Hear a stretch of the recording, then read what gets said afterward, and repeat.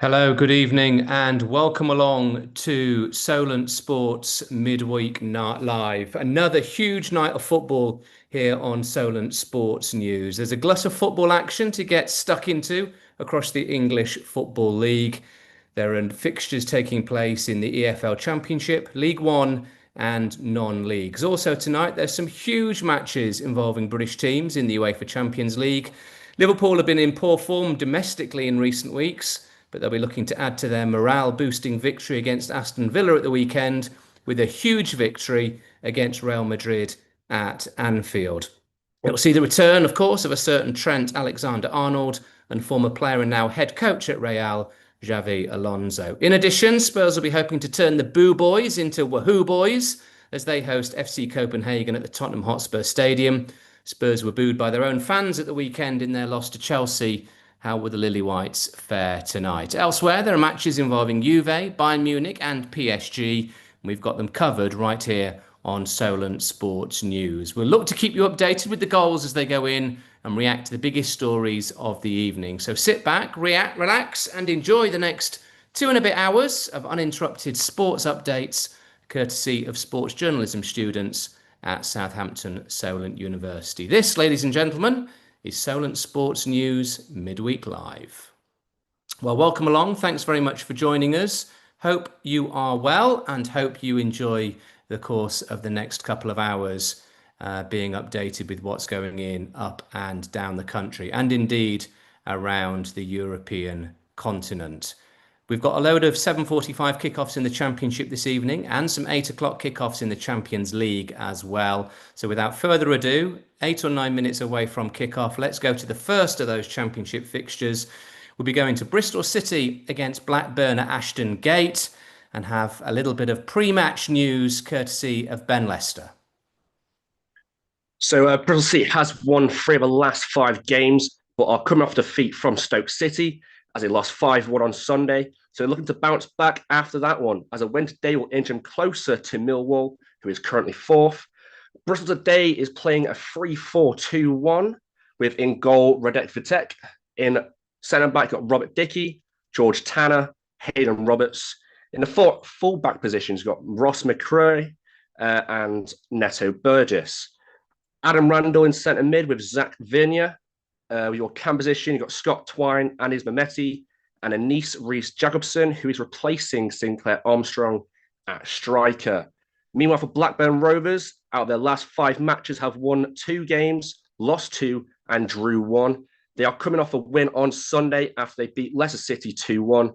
So a win today for Blackburn will inch them ahead of Oxford United, who are currently in 18th position. Blackburn is playing a 3-4-1-2 with Balzers Toff in goal, Scott Wharton, Lewis Miller, and Sean McLaughlin in centre backs. Got Ryan Albiso, who's in fullback, Sondre Tronstad, who's a centre mid, Tyler Gardner Hickman, who's also centre mid, with Ryan Hedges fullback, with Raya Moshita and Cam, Andre Yor Johnson in striker, with Yoki Osari. And that is all. Thanks very much to Ben. So he'll be keeping us updated on what's going on at Ashton Gate, Bristol City against Blackburn Rovers. Okay, on to another 7:45 kickoff in the Championship. Charlton are entertaining West Brom at the Valley. Nathan Williams is watching for us. Yes, good evening, Will. I am at the Valley where 8th place Charlton Athletic take on 12th place West Bromwich Albion, where kickoff is imminent. Nathan Jones makes 3 and 4 changes to his side that drew 1-1 with Swansea City here at the weekend. Out go Reece Burke, Amari Bell, and Saturday's goal scorer Charlie Kelman, and they are replaced by Kane Ramsey, Miles Lieben, and Ono Hernandez, who comes in for his first Charlton start. The Addicts have won 8 of their previous 9 midweek fixtures and are unbeaten in 4 championship matches. The Baggies can leapfrog tonight's opponents with a win, and manager Ryan Mason makes 4 changes from the side that drew 0-0 with rock bottom Sheffield Wednesday on Saturday. Alfie Gilchrist, Chris Mepham, Michael Johnson and Josh Madger all dropped to the bench. Charlie Taylor, Christian Bielik, Colin Grant and Arnie Hegebo all come in. Both Bielik and Grant return to the Valley, having spent the 2018-19 campaign in SE7. That's all from me. Thanks very much to Nathan Williams, keeping an eye on Charlton against West Brom at the Valley. On to Derby then. They had a healthy win against Sheffield United at the weekend, away from home. Tonight they're at home. They entertain Hull City at Pride Park. Cody Dedman is watching this one for us.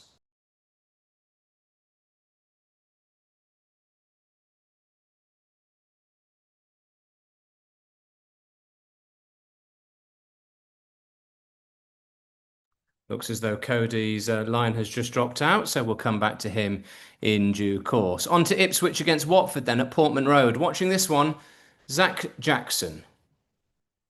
Thank you, Will. I am here at Portman Road, where Watford travelled to face Ipswich in a top half championship clash. Javi Garcia, in his fifth game back in charge of Watford, will be keen to get rid of their unwanted record of 12 winless away games, the worst in the top four tiers of English football. Kieran McKenna has made 3 changes to his lineup following their impressive 4-1 away win against QPR. Waltman remains in goal. Furlong, O'Shea and Kipre remain in the back four, with Ben Johnson joining them at left back. Matasiwa and Cahuste starts the 2 holding midfield players, with Aguilai, Akpom and Philogene starting behind the lone striker, George Hurst, who has come off the back of a brace in his last game. Watford have also made 3 changes after their 3-0 win against Middlesbrough, with Selvik in goal, Bola, Apakanwa, Pollock and Agakia in the defence. Ince, Caprino, Loza and Barr compete the second bank of four, with Dumbia and Semedo are been the 2 up top for this game, with Kyram Guard surprisingly been benched after his brace at the weekend. And watching that one for us is Zach Johnson. Thank you very Jackson. Thank you very much, Zach. Okay, to another 7:45 kickoff. Then the final one that we'll be keeping our eye on tonight at the King Power, Leicester against Middlesbrough. Josh Richardson is there watching for Solent Sports News. Josh. Thanks, Will. Leicester sitting 14th and have only won once in the last 8 games, whereas Borough have had a very good season, sitting in second place under new manager Rob Edwards. There's 4 changes for Leicester. Oliver Skipp, Ben Nelson, Jordan Ayew and Luke Thomas all come in for Sumare, Pereira, Christensen and Mavididi. And there's 2 changes for Borough. Morgan Whittaker and David Strelick come in for Alan Brown and Del Fry. Thank you. Thanks very much to Josh. Now, they're the 7:45 kickoffs. There's also, of course, the small matter in the Championship of Birmingham against Millwall. And if a goal goes in that one, we will let you know here. Oxford against Stoke as well is another game to keep our eye on in the Championship. There's one 8 o'clock kickoff. It's the big one at the top of the table, Coventry City against Sheffield United at the Coventry Building Society Arena. And Ewan Minns is watching this one for us this evening. Ewan. Yeah, cheers, Will. Coventry will be looking to bounce back after suffering their first league defeat of the season on Friday. Although, following a brilliant start to the season, the Sky Blues are still 3 points ahead of second place Middlesbrough. But following that 3-2 loss to Wrexham, courtesy of a Kiefer Moore hat-trick, Frank Lampard has made 5 changes to the side. 3 of the players from the back four, Milan Van Avik returns following a 1-match suspension, Bobby Thomas has recovered from his injury, and Jade De Silva has recovered in time to replace Jake Bidwell at left back. Victor Torp and Josh Eccles also come into the side for Jamie Allen and Ephraim Mason-Clark. The visitors, Sheffield United, have yet to really get going this season, even after reappointing Chris Wilder following a disappointing start under Ruben Sellers. The team that finished third last season currently find themselves in the relegation zone, and a game against the leaders is definitely something the Blaze would have not wanted following their 3-1 loss at home to Derby. But Wilder has made 2 changes to the side that lost at the weekend. Tom Cannon has come in after being left out completely against Derby, while Jairo Riedewald has come in for Jibril Sumare to start along CD Peck in midfield. The Blaze do have a good record against their opposition this evening, as they are unbeaten in their last 4 against Coventry and have won 2 of their last 3 against them.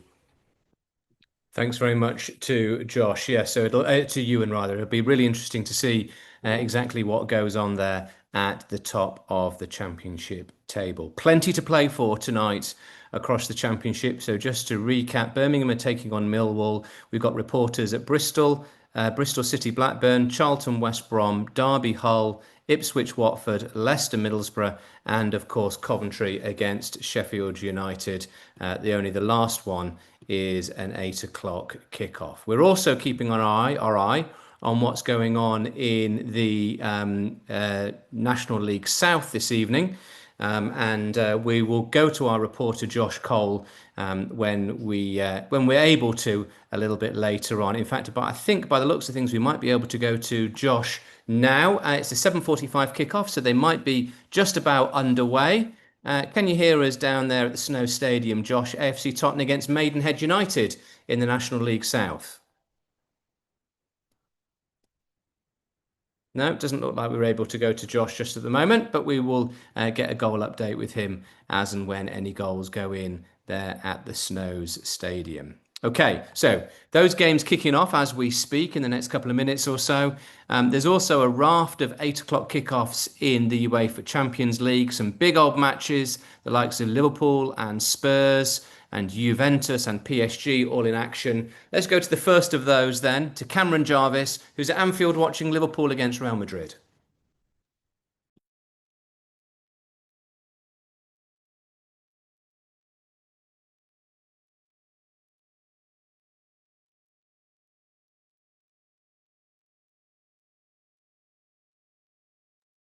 Sounds as though we're just having a few problems with the sound there on Cameron's setup. We'll get that tested and see whether or not we can go back to him in a moment or so. As we say, Cameron watching that match between Liverpool and Real Madrid. Back to that in a moment or so. Let's now go to Ed Groves because he's keeping an eye on Tottenham against FC Copenhagen at the Tottenham Hotspur Stadium. Ed.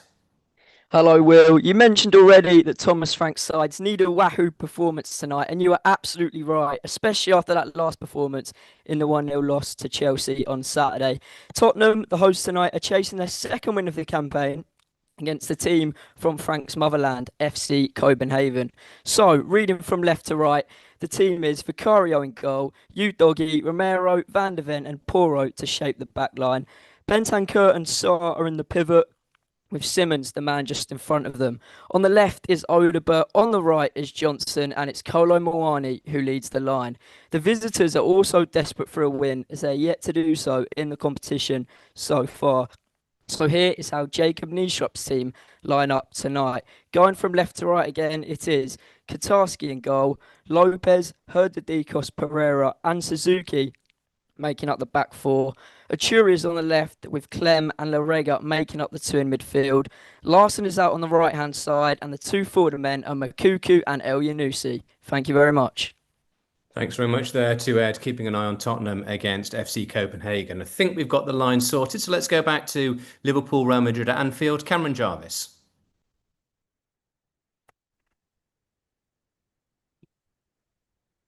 No, we're still not able to hear from Cameron, which is a little bit frustrating. Maybe we'll get him to disconnect and connect once again, see whether or not that makes any difference. The good old Control-Alt-Delete is always a good one. Okay, on to a big old match. 2 European heavyweights fighting it out in Paris. PSG against Bayern Munich at the Parc des Princes. Melvin Armstrong is watching this one for us tonight. Yeah, cheers, Will. Paris Saint-Germain hosts Bayern Munich at the Parc des Princes tonight, where last year's Champions League winner faced the most informed team in the world. Bayern Munich with 15 wins in a row so far this season, trying to make it a 16th win. We'll see how both teams line up. Bayern Munich line up with Manuel Neuer in goal, Joseph Stanisic, Jonathan Tah, Dayot Upamecano, and Konrad Laimer in the defense, with Joshua Kimmich and Andre Pavlic in the midfield. Luis Diaz, Serge Gnabry, Mikel Olise and Harry Kane start up top for Bayern. Ousmane Dembele, Kvaratskhelia and Bradley Barcola all start up top for PSG. Warren Zaire-Emery, Vitinha and Fabian Ruiz play in the midfield with a strong defense of Hakimi, Marquinhos, Pacho, Nuno Mendes and Chevalier in goal. Both teams looking very, very strong tonight. We'll see how it ends. Thanks very much there to Melvin, who's keeping an eye, a very beady eye indeed, on PSG against Bayern Munich. Any goals going in, and he'll bring them to us here on Solent Sports News Midweek Live. Okay, talking about European heavyweights, Juventus have certainly won their lot over the years, haven't they? Italian champions, going well. They'll be wanting to continue their form at home against Sporting Lisbon in a positive fashion tonight at the Juventus Stadium. Ben Kilminster's watching this one for us. Thank you very much, Will. Well, it's certainly not going to be easy for Juventus this evening as they have failed to win a single game in the Champions League this season. They sit 25th, whereas Sporting Lisbon currently sit 12th. They've won 2 games and they've lost one, so it's going to be a tough one for the new manager, Luciano Spalletti, who's only played one or only managed one game this season. It was a 2-1 win away to Cremonese on Saturday, but he could be the one to turn it around. They certainly need something, and this is the perfect game to start that off. Let's see what happens indeed. Juventus in desperate need of a victory. Let's see whether or not that can come tonight at home to Sporting Lisbon. Thanks to Ben. Okay, on to Atletico against Union Saint-Gilloise at the Wanda Metropolitano. Hussefa Yousafri is there for us. Hussefa. Yeah, hi Will. Just to let you know, it's an exciting prospect here. Atletico Madrid have obviously in the UCL so far lost 2 of their first 3 games. That although has been to Liverpool first and most recently to Arsenal, their win in the middle was against Frankfurt, so they have some making up to do. Union Saint-Gilloise also in the same position, having lost 2 of their 3. Most recently to Newcastle and Inter Milan. Their only win was in their opening round against PSV. In terms of team news for Atletico Madrid, the big one is midfielder Pablo Barrios is back in the lineup after missing out on the weekend in their 3-0 win against Sevilla. And that 3-0 win involved key players Julian Alvarez and Antoine Griezmann, who will be leading the line for Simeone's men today. Simeone's team lineup as follows. So Jan Oblak in goal, right back, Nahuel Molina. Centre back, Robin Lenormand. Hanko alongside him in defence, Ruggeri at left back. The other Simeone on the right side of midfield, Barrios and Koke joining him alongside Alex Baena, and of course the firepower up front of Alvarez and Griezmann. As for Union Saint-Gilloise, their main striker Mohamed Foussini is still injured since August. That long-term injury fortunately isn't getting much better for him, but as for the Union Saint-Gilloise side, they've got Ait El Haj on the left wing, Rodriguez up front alongside Niang on the right wing, Schufs, Van der Per, and Zorgane in midfield. And the defense is Sykes, Burgess, Kevin McAllister, yes, that is the brother of Alexis at centre back, and in goal is Sherpen. So an exciting prospect here, both two teams in desperate need of a victory at the Wanda Metropolitano. Thanks there to Hussefa. Okay, Olympiacos, they're in action also tonight against PSV Eindhoven at the Karaiskakis Stadium. Ethan Cook is keeping a beady eye on it for us here on Solent Sports News Midweek Live. Ethan. Yes, I am, Will. I mean, it's quite an exciting game when you look at the level of the two sides, I would say. Both teams which are fairly successful in their domestic leagues, although struggle when it comes to Champions League level quality. The home team, Olympiacos, top of the Greek Super League, but 33rd currently in the Champions League, only on 1 point, coming in a draw with Paphos. They start with Salakis in goal, Ortega, Parola, Restos, and Rodinei at right back. Zakis and Garcia hold behind a free in midfield of Podence, Chiquinho, and Martins, creating chances for El Kabi up front. The away side, PSV, are only second on goal difference in the Eredivisie. They come off with a win in the Champions League, and they start with Loni Kovar in goal, Salah Idene, Yarek, Schutten, and Sergio Dest at the right back position, with a midfield three of Mauro Jr., Veerman, and Salah Bali, behind a front three of veteran Ivan Perisic, Dennis Mann, and Till up front.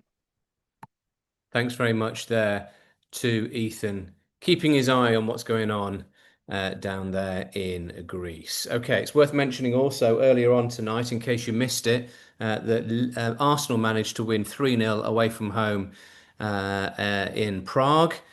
Goals from Saka and 2 from Marino meant that Mikel Arteta's side are comfortably top of the Champions League's group standings as we speak. They sit rather prettily at the summit, and of course they'll be hoping that that continues as they go through the next series of Champions League games. Whether or not they will be come the end of play tonight remains to be seen, with PSG breathing down their neck, and Bayern for that matter. But Arsenal so far got that perfect record: 4 games played, 4 victories, 12 points, a goal difference of +11. Having not conceded a single goal so far in this season's Champions League. It's pretty impressive so far, isn't it? Inter also yet to concede in this year's competition. 3 wins from 3 for them. Okay, let's go to the last of the Champions League games that we're keeping an eye on this evening, and that's Bodo Glimt against Monaco at the Aspmyra Stadion. Jack Todd watching this one for us on Solent Sports News.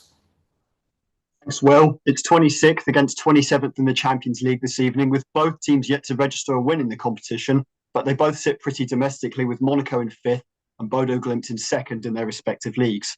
Only 2 changes for both sides this evening, as Mo and Auckland come into the side off of Bodo's last loss away at Vålerenga domestically, and Monaco come off the back of a loss as well, a 1-0 loss at home to Paris FC. Former Arsenal forward Following Balogun comes into the starting lineup, and ex-Southampton forward Minamino comes into the starting lineup on the right-hand side of a 3-4-3. It's a big game for both teams this evening. Could be an intriguing watch. I think it will be. Thanks very much to Jack, keeping his eye on what's going on up there in Norway. Bodo Glimt against Monaco. Okay, so the 7:45 kickoffs in the Championship are underway, and indeed in the National League South. AFC Tottenham at home against Maidenhead United. Any goals go in, of course, we will bring them to you here on Solent Sports News Midweek Live. There has been a goal in one of the games that we're not featuring, actually. Oxford United against Stoke. Stoke have taken the lead in the 10th minute, and that's gone the way of Lewis Baker, who's scored so far tonight. So it's Oxford United 0, Stoke 1, early stages of that game in the Championship. No other goals so far in any of our featured matches. Let's go back to the beginning of them, though, and find out. In actual fact, I say that it looks as though we do have a goal in the game between Huddersfield and Mansfield. So that's good on Huddersfield. Huddersfield taking the lead in their match against Mansfield. A little bit further down the footballing pyramid, if you like. Okay, let's go back to the Championship then. Go back to the top and find out what's been going on in the early stages of the game between Bristol City and Blackburn at Ashton Gate. Any action 13 or 14 minutes in, Ben Lester?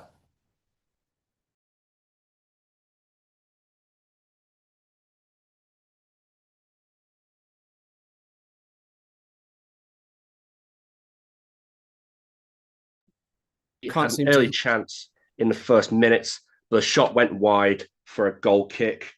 There's nothing to commentate on right now, but it remains Bristol City 0 and Blackburn Rovers 0.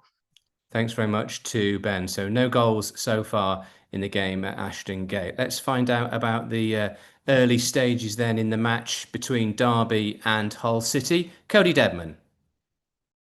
Hi there, Will. Sorry for the inconvenience earlier. So the game is underway. We're 13 minutes in. Nothing too much has happened so far, but it's been very fast-paced and energetic. Both teams certainly wanting to make their mark on this game. Derby, of course, sit 14th in the league, very much needing these points to help stay up, obviously in the early half of the season. Hull sits 6th and are sort of early contenders for the title race in the Championship, coming off of 6 unbeaten games. But as it stands, it is 0-0 at Pride Park on what is a very dark and gloomy night in Derbyshire. We can see that in the background. Thanks very much to Cody. Any goals going in, he'll be sure to update us here on Solent Sports News. Okay, let's go back to Anfield, and just before kickoff, let's see whether or not we can catch up with Cameron Jarvis, who is keeping an eye on Liverpool against Real Madrid tonight in the UEFA Champions League. Cameron. Yes. Hi, Will. Sorry about that. Audio is all now and fixed. We've just heard a great rendition of You Never Walk Alone. The players have just come out here at Anfield. Liverpool make one change from the team that beat Villa at the weekend. Florian Wirtz comes in for Cody Gakpo. Other than that, it's as they were. Georgi Mamardashvili, who's played all 3 Champions League games so far, for Liverpool is still in goal. Alisson is currently out injured. Connor Bradley and Andy Robertson keep their fullback partnership going from the weekend, as do Ibrahima Konate and Virgil van Dijk, both goal scorers against Frankfurt in the last match day. In midfield three is Dominic Szoboszlai, Ryan Gravenberch, and Alexis McAllister. And up front, it's Florian Wirtz. Mohamed Salah makes his 200th home appearance for Liverpool today, and Hugo Ekitike, who starts his first Champions League game for the Reds. For the away side, no Trent Alexander-Arnold on his return to Anfield in the starting lineup at least. He's on the bench. So captain Federico Valverde stays on at right back. Thibaut Courtois is the man with the gloves. Eder Militao, Huijsen, and Correas make up the rest of the back line, with Tuchemeli, Bellingham, and Camavinga in the midfield, leaving up front the other change for the one only change, sorry, for Real Madrid. Arda Güler coming in for Franco Musasanto. He's out with a hernia. Vinicius Jr. and Mbappe join him up top as we just about get ready for kickoff here at Anfield. Thanks very much to Cameron. Liverpool against Real Madrid. It's a big old game, that one, isn't it, at Anfield? Huge test for both sides. Okay, let's go back to the Championship then. We heard from Cody talking about Derby against Hull. Let's now go to Zach, who's watching Ipswich against Watford at Portman Road. Zach. Hi, Will. Yes, we are 13 minutes in here at Portman Road. Ipswich 0, Watford 0. So far, it's been all Ipswich. On the 3rd minute, Jeremy Nagakio fouled George Hurst outside the box. Jaden Finnegan unfortunately skied the free kick. Then later in the 9th minute, Hens Kahuste just missed a right-footed shot from outside the box. So far, Ipswich have dominated the play with everything being in Watford's half. Ipswich 0, Watford 0. Thanks very much there to Zach. Okay, so early stages in that match there. Probably also fairly early stages in the game between Leicester and Middlesbrough, two former Premier League sides, now battling out in the Championship against one another at the King Power Stadium. Watching for us this evening, Josh Richardson. Hi, Will. Yeah, not much has happened so far, 15 minutes in, apart from a chance that ricocheted off the Leicester defender just past the post. But Middlesbrough have started the better team. But Leicester keepers Jacob Staralik did go down injured for about a couple of minutes, but he's up and back on the pitch. That's really all that's happened so far.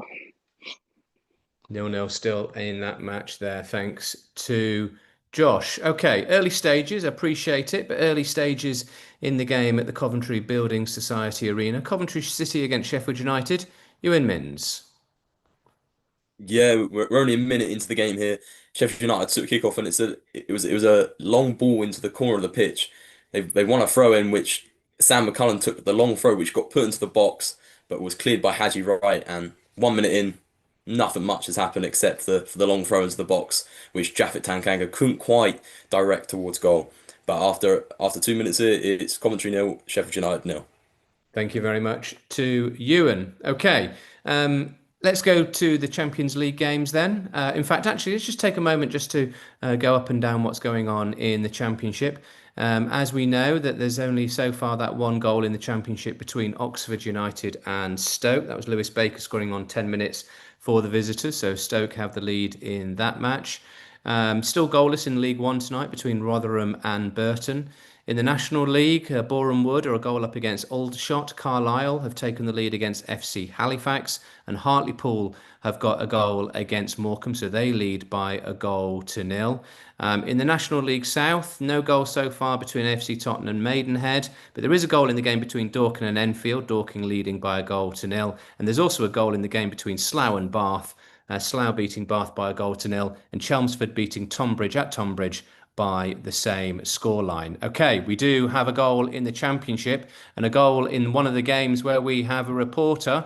So the first goal of the evening, I think, is in the game between Ipswich and Watford. Which way has it gone? Zach Jackson. Yes, well, you're absolutely right here. It is Ipswich 0, Watford 1. Ironically, as soon as I start saying Ipswich is dominating all the play, Watford hit them on a counter-attack. Imran Louza with another goal after he scored on the weekend. A left-footed shot in the box after there's a little bit of a spillage from the goalkeeper. Watford are now 1-0 up. To be honest, they didn't start the game too quick. They were quite slow. Ipswich dominating, getting a lot of free kicks, but Watford have hit them on a counter-attack and surprised the host. Ipswich 0, Watford 1. Thanks very much to Zach. He's in a rich goal-scoring run of form, isn't he, loser at the moment?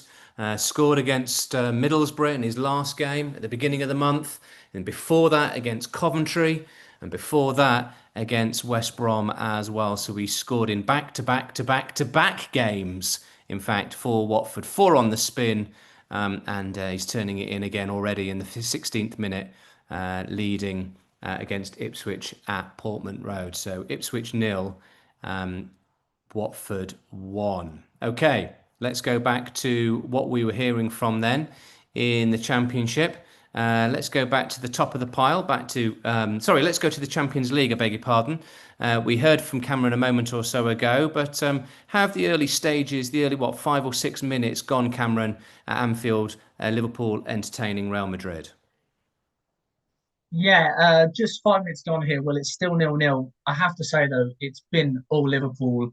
We wondered how Real Madrid were going to go about it. How were they going to sort of play the low block that the likes of Palace and Brentford have been doing against Liverpool successfully? Or were they going to sort of go at them and sort of force Liverpool into the press like Villa and Frankfurt have done? I have to say, we've not seen much of it because it's all been Liverpool. Ekitike probably had a best chance of the game. He found himself in the Real Madrid box. There was a chance with Vinicius Junior as he drags it across the box to try to find Bellingham. Bellingham tries to turn McAllister away, does well and gets the block away. I'll just go back to that chance from Ekitike. He found himself inside the box, was sandwiched against Bellingham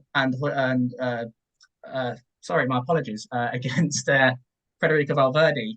And he just couldn't really find a way. He was sandwiched in. Liverpool fans wanted a penalty, nothing given, but it hasn't really been Liverpool in these first goings. Will still 0-0, 5 minutes gone.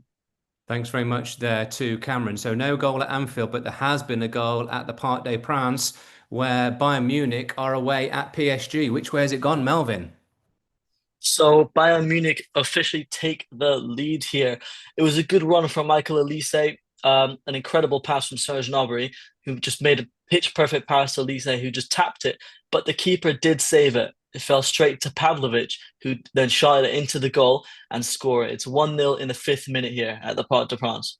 Thanks very much to Melvin Armstrong. So we do have our first goal in our first Champions League featured game tonight. Bayern Munich taking an early lead away at PSG. Okay, let's go to the Tottenham Hotspur Stadium. Tottenham against FC Copenhagen. The early stages of this match, Ed Groves. Yeah, hello, Will. We're 7 minutes into the game so far, and it is still 0-0. Tottenham had an early chance just 2 minutes in. Odegaard and Udogie linked up well down the left-hand side. Odegaard attempted a shot that was blocked for a corner. Pedro Porro went out to the left to take it. He opted to go to the back post towards Pat Matar. Sarr was in acres of space, took a touch, opted not to shoot, and the defenders managed to clear it away. Copenhagen then did have a chance from their own when Larsen attempted a long shot, but it was easy for Vicario to make the save. Still 0-0 here after 7 minutes. So no goals so far for Spurs or indeed for FC Copenhagen. Let's see if that changes at all tonight. Okay, let's go to the Juventus Stadium, where Juventus are entertaining Sporting Lisbon. Ben Kilminster. Well, Will, there's not really much happened at the moment. Both teams are quite stagnant. Not many opportunities to really talk about. It's been very central. Not many times have the Juve or Sporting Lisbon have managed to actually get it out of their own half. It's very congested in the middle. We have just had an opportunity go missing from Sporting, but other than that, nothing much going on. Still 0-0 here. Okay, well, hopefully you'll have the goals a little bit later, Ben. Let's see whether or not that conjures up any action a bit later on this evening. Okay, Atletico against Union Saint-Gilloise at the Wanda Metropolitano. Hussefa Yousafri is watching this one for us. Hussefa. Yes, Will. We are 9 minutes in. The score is 0 to Atletico Madrid and 0 to Union Saint-Gilloise. It's been a stop-start sort of game so far. There's been fouls here and there, and the only really any chance to speak of was from Union Saint-Gilloise' Rob Schuss, the left back, who absolutely tried to whip one in. And oh my God, there's nearly been a goal from the halfway line. That is an outrageous attempt to lob the keeper from the middle of the pitch by Unyan Sanjilwal. Jan Oblak caught off his line and it was nearly chipped over him. That is the biggest chance so far. But apart from that, that's the first time there's really been anything on goal. I can't really figure out who it was, but I'll get back to you when I do. But for now, despite that, it still remains 0 to Atletico Madrid and 0 to Union Saint-Gilloise after 8 minutes and 49 seconds played. Great stuff. Thanks very much, Josephus. And no goals there at the moment. Let's see whether or not there's anything going on down in Greece. Olympiakos entertaining PSV Eindhoven. Ethan Cook. No goals thus far. We've just crossed the 9-minute mark. In fact, it's still 0-0. There's been a slight call for a penalty from Olympiakos when Chiquinho was brought down, but not even enough for VAR to get involved. And we all know how much VAR likes to get involved these days. And there was a chance with Gelson Martins cutting in off the left side, and it was a shot from basically the side of the box. It was well enough to get a diving save, but not enough to really scare anyone into thinking that it was going in the back of the net. So yeah, still 0-0. Hopefully more action comes soon. Thanks to Ethan. Well, one man who's already seen 2 goals in the opening stages of his game is Zach Jackson. Last time we heard, Watford had taken the lead away against Ipswich at Portman Road. Second goal in the game. Which way's it gone, Zach? It's gone for the home team, Will. It is Ipswich 1, Watford 1. As I did say before, Ipswich have dominated most of play, and this time they've got the goal they rightfully deserve. There's a beautiful through ball from keeper and centre-back, went past all of the Watford defence, and Jayden Philogene was there to slot it in the bottom right corner. Ipswich 1, Watford 1. Thanks very much there to Zach. Okay, now in the National League South tonight, AFC Tottenham are hosting Maidenhead United. Our reporter Josh Cole is there watching tonight, and we believe that there's a goal already, Josh, yeah? Yes, Will, 25 minutes into this one, and Tottenham, the home side, have taken the lead here at the Snow Stadium. It was a corner kick that's delivered in right towards the penalty spot, the centre half Tyler Corner, with a booming header towards the goal. It was a great save by the Maidenhead keeper Van Stappentorf, but Joe Austin was there to parry in the rebound. It's been a very good start from Tottenham, and they've been keeping Maidenhead pinned in their defensive third all game so far. So 25 minutes on the clock. It's 1-0 to the Stags. Good stuff. Thanks ever so much, Josh. So AFC Tottenham had a good start to the season, haven't they? And very much enjoying life tonight as well, inside the first half an hour. And they are a goal to the good. Okay, where were we up to? We're up to Ethan. Let's go and find out from Jack Todd what's going on in the game between Bodo Glimt and Monaco. Jack. A lively start to this game, but no real edge and quality from either side. The closest we've come is Alexander Golovin on the left-hand side for Monaco, chopping in and crossing the ball instead of shooting from a real position of strength, really, to go for the far post. Perhaps the goalkeeper was a little bit vulnerable and off his line, but it's been stop-start now after a very quick start from both sides, really lacking in quality. But it's an exciting watch as of now. Goals surely will come here. Bodo Glimt 0, Monaco 0. Thanks very much to Jack. Okay, now goals are going in all over the place. I believe we've got one in the Championship. It was 0-0 last time we heard from Cody between Derby and Hull, but there is a goal. Which way has it gone, Cody? Hi there, Will. So it is now 1-0 for Derby after a corner from Ward crosses it in delightfully over the heads of all of the Hull players, and it's on to Clinton Morris, of anyone, who heads it straight past the Hull goalkeeper. It's 1-0. It's limbs at Pride Park.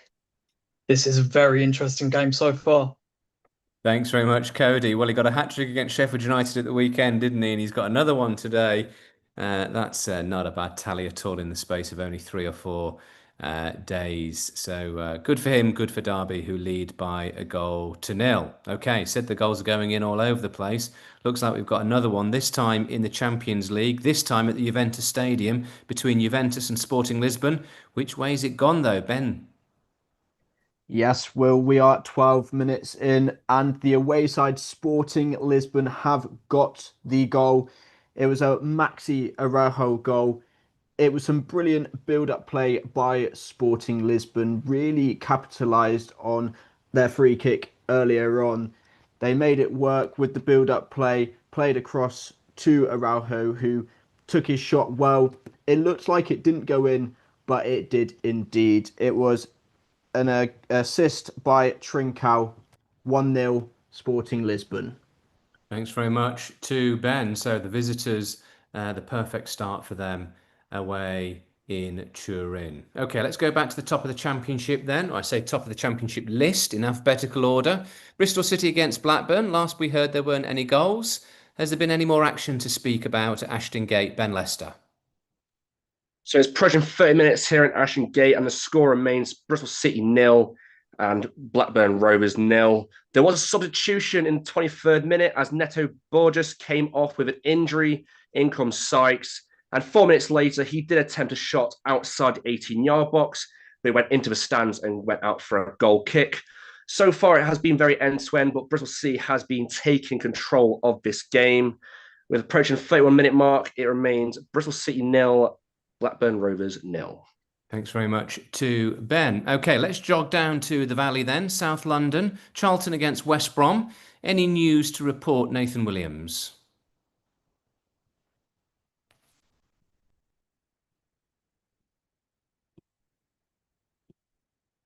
Seem to be having a few problems hearing Nathan, so looks like we're going to have to come back to him in a moment or so. One or two mic problems tonight by the sounds of things up and down the land, but it is what it is, and we will see whether or not we can hear from Nathan and find out what's going on at the Valley in a moment or so. Okay, we heard from Cody and we heard a moment or so ago from Zach. So let's go down to the King Power Stadium, to the home of Leicester City. They're entertaining Middlesbrough tonight, and Josh Richardson is watching tonight. Thanks, Will. It's been quite an entertaining game, actually, with a couple of chances going either way. But it's also been quite scrappy, with a few yellow cards being dished. But Leicester had a big chance when Luke Thomas swung in a free kick and Akali tried to get onto it but just missed him. And then for Borough, Hackney had a chance at the edge of the box that was saved. But the rebound was parried towards Conway, but he just couldn't quite tuck it in. It's still 0-0 here at the King Power Stadium. Thanks to Josh. So they're about half an hour in all those 7:45 kickoffs in the EFL Sky Bet Championship. One game, though, that kicked off at 8 o'clock, so they're around about 17, 18 minutes in, is Coventry City against Sheffield United. No goals last time we heard, but what has there been in terms of action at the Coventry Building Society Arena? Ewan Mins. Yeah, well, it's been a quiet start, I'd say, so far, with both sides sort of having half chances.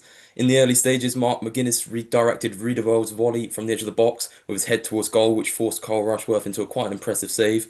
But Sheffield United, I'd say, are being brave without the ball. They're pressing Coventry high, which maybe you wouldn't expect when you're going to the league leaders. Tyrese Campbell also had a quick turn and shot on the edge of the box after winning the ball back high up the pitch.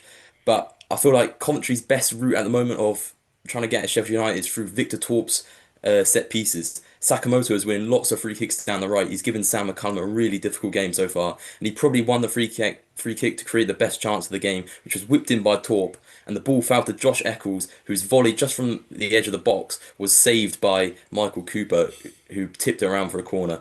But it's still Coventry 0, Sheffield United 0 after about 16 minutes here. Thanks very much there to you. And so just to recap the games in the Championship tonight, 7:45 kickoffs, Millwall trailing Birmingham by 1-0. It's Birmingham 1, Millwall 0. That goal was scored by Sung Ho after 28 minutes. Also in the Championship this evening, it's 0-0 between Bristol City and Blackburn, as we were hearing. Goalless between Charlton and West Brom. It's Derby 1, Hull 0. We heard that earlier. It's Ipswich 1, Watford 1, Leicester 0, Middlesbrough 0, Oxford United 0, Stoke City 2 now.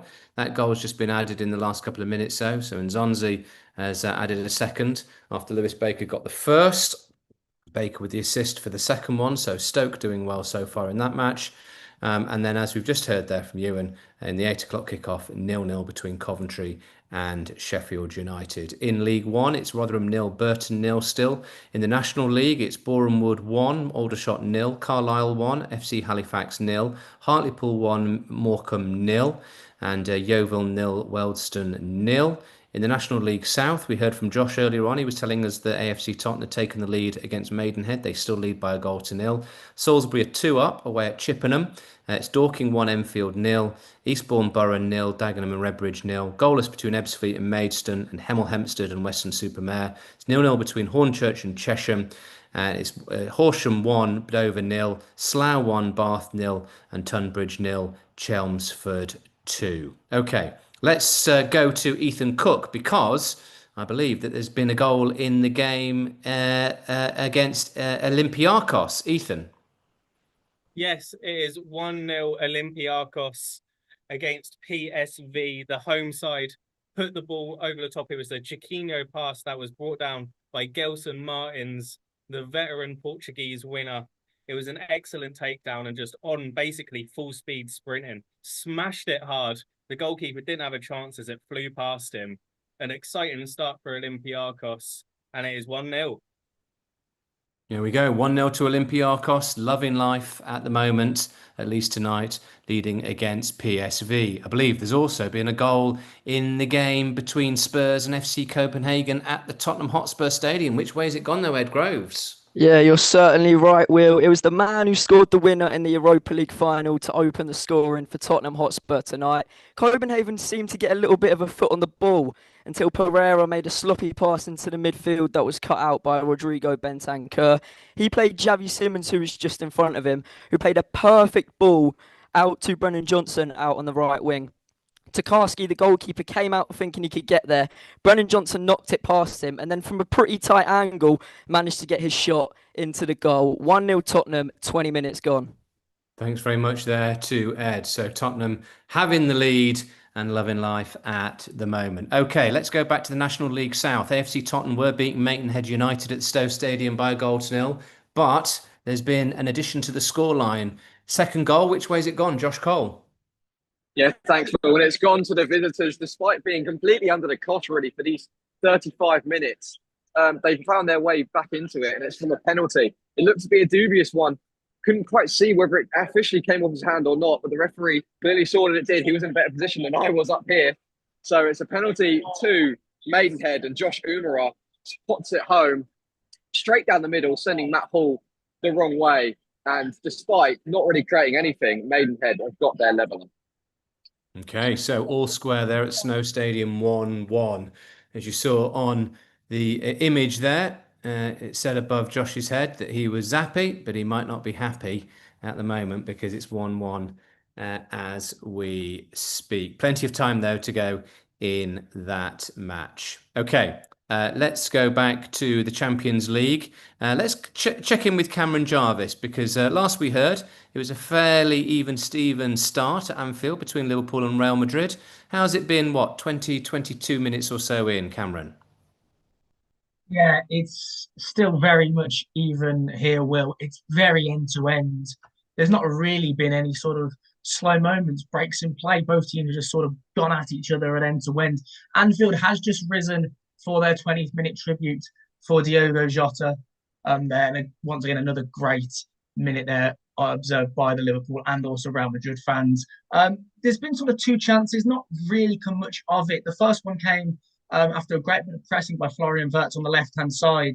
And he closed down Huijsen really well. I mean, this is where he played out for Leverkusen on the wing. So I hope we're going to probably see a bit more of a press from Wirtz and hopefully a bit more technical attributes. But he pressed really well. He squared it across to Dominic Szoboszlai. Szoboszlai looked to shoot. He didn't take it. He sent it to McAllister. And McAllister, from just outside the 18-yard box, sent it over the bar. Then about 2 or 3 minutes later, it was a very similar scenario from Real Madrid. Dominic Szoboszlai this time caught off the ball in midfield by Mbappe. Mbappe then played it out to Vinicius Jr. Vinicius then played it back to Mbappe, and this time it was Mbappe's turn to sky it over the bar. So it's really been sort of end-to-end here, Will. I mean, the midfield hasn't really had a look at the ball. Liverpool just have a free kick right-hand side of the box, about 20 yards. Ish out. So Barca's looking over it, but it's been a very, very end-to-end sort of game at the moment. 23 minutes gone here, though, still 0-0. So plenty of action, no goals yet, but a good flavour of what people are enjoying at Anfield tonight. Okay, so no goals there, but Melvin Armstrong has seen the second goal in his Champions League game already between PSG and Bayern Munich. Bayern were 1-0 up Is it all square, or have they extended the lead, the Germans, Melvin? It's all level here. Ousmane Dembele scores the equalizer. However, it's gone to VAR here. It was a beautiful ping-in from Bradley Barcola and a lovely volley from Fabian Ruiz, who just pinged it into the box, and it felt pitch perfect through Dembele, who just chested it into the goal. However, from replays, it looks very, very tight. They're just doing a VAR check at the moment, and we will see here. He's going to give the result now. I think it's been disallowed.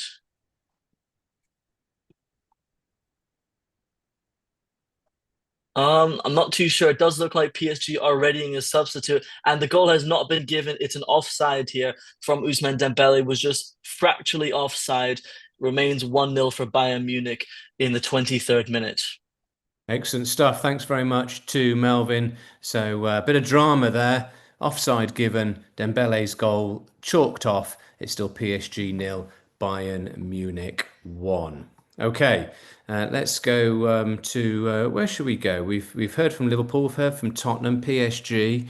I think we'll take a trip down to Turin to catch up with Ben Kilminster. Last we heard, Sporting were ahead against Juventus. Is that still the case, Ben? Well, Will, we are 24 minutes in, and it is still Juventus 0, Sporting 1. Sporting did just get a free kick. However, yellow card was given to Kephren Turam, but they free kick didn't manage to make anything of it. Past few minutes have looked quite good for Juve. They've had a couple of opportunities, but there was some great saves by Rui Silva, the Sporting goalkeeper. However, like I said, it is still Juve 0, Sporting 1. Thanks very much to Ben. Okay, let's go to Atletico against Union Saint-Gilloise. So Safer. Yes, Will. The stop-start game has continued throughout the first half. We're 25 minutes in. It's Atletico Madrid 0, Union Saint-Gilloise 0. But there's been big movements off the pitch more than on it, as Atletico Madrid centre-back Robin Lenormand has gone down injured, and as we speak has just come off the pitch and is being substituted. His replacement looks like, to me, Uruguayan defender Jose Maria Jimenez. 26 minutes in, Atletico Madrid 0, Union Saint-Gilloise 0, and not much else going on. Okay, Hussefa. Well, who knows? Maybe you'll get the goals in the second half. Time will tell on that front. Well, last time we heard from Ethan Cook, there was a goal in the game between Olympiacos and PSV. How's it been since then, Ethan? Well, it's off injured. No, there hasn't been any goals since. We've just crossed the 26th minute mark. And PSV, they've been trying to get a goal back. They've been trying to fight through the defence, but Olympiacos have just been able to sit back. PSV did have a corner which the goalkeeper missed when he came out to try and punch it, but PSV weren't able to capitalise. It was well defended by the Olympiacos defence, and hopefully PSV will be able to be more clinical in the next coming minutes. It is 1-0 Olympiacos. Thanks very much there to Ethan. So still just the one goal in that match. Before we go to Jack Todd, who's watching Bodo Glimt against Monaco, there has been a goal in the Championship in the 8 o'clock match between Coventry City and Sheffield United. Coventry at the top of the table, but which way has the goal gone? You and Mins? Yes, Will, you'll be very pleased as Sheffield United have gone ahead here. It was a low corner from CD Peck, and it wasn't a very good corner in truth, but it was the flick on at the near post from Ben Mee, who beat his man, and he flicked it onto McCullum, whose volley just hits the roof of the net. He got the slightest of touches on it, and he scores against his old club and refused to celebrate. Maybe a bit against the run of players. Coventry probably had the best chance of the match just beforehand, as it was a long throw from Jade Da Silva on the left-hand side, and Kitchen's flick on them found Hadji right at the back post, who couldn't quite get the required contact to put it in. But then Sheffield United go up the other end, win a corner, and they have gone ahead here. It's Coventry 0, Sheffield United 1 after 27 minutes. Thanks very much there to you. And so the Blades taking the lead, possibly against the run of play, certainly against the form book, that is for sure. albeit Coventry did lose at the weekend, but nonetheless, very many people, I suspect, will have expected Coventry City to dispose of Sheffield United tonight.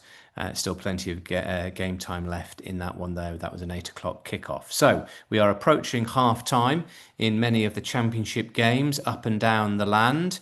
Let's go back to the top of the pile, if you like, and find out what's going on in the game between Bristol City and Blackburn Rovers at Ashton Gate. Ben Lester.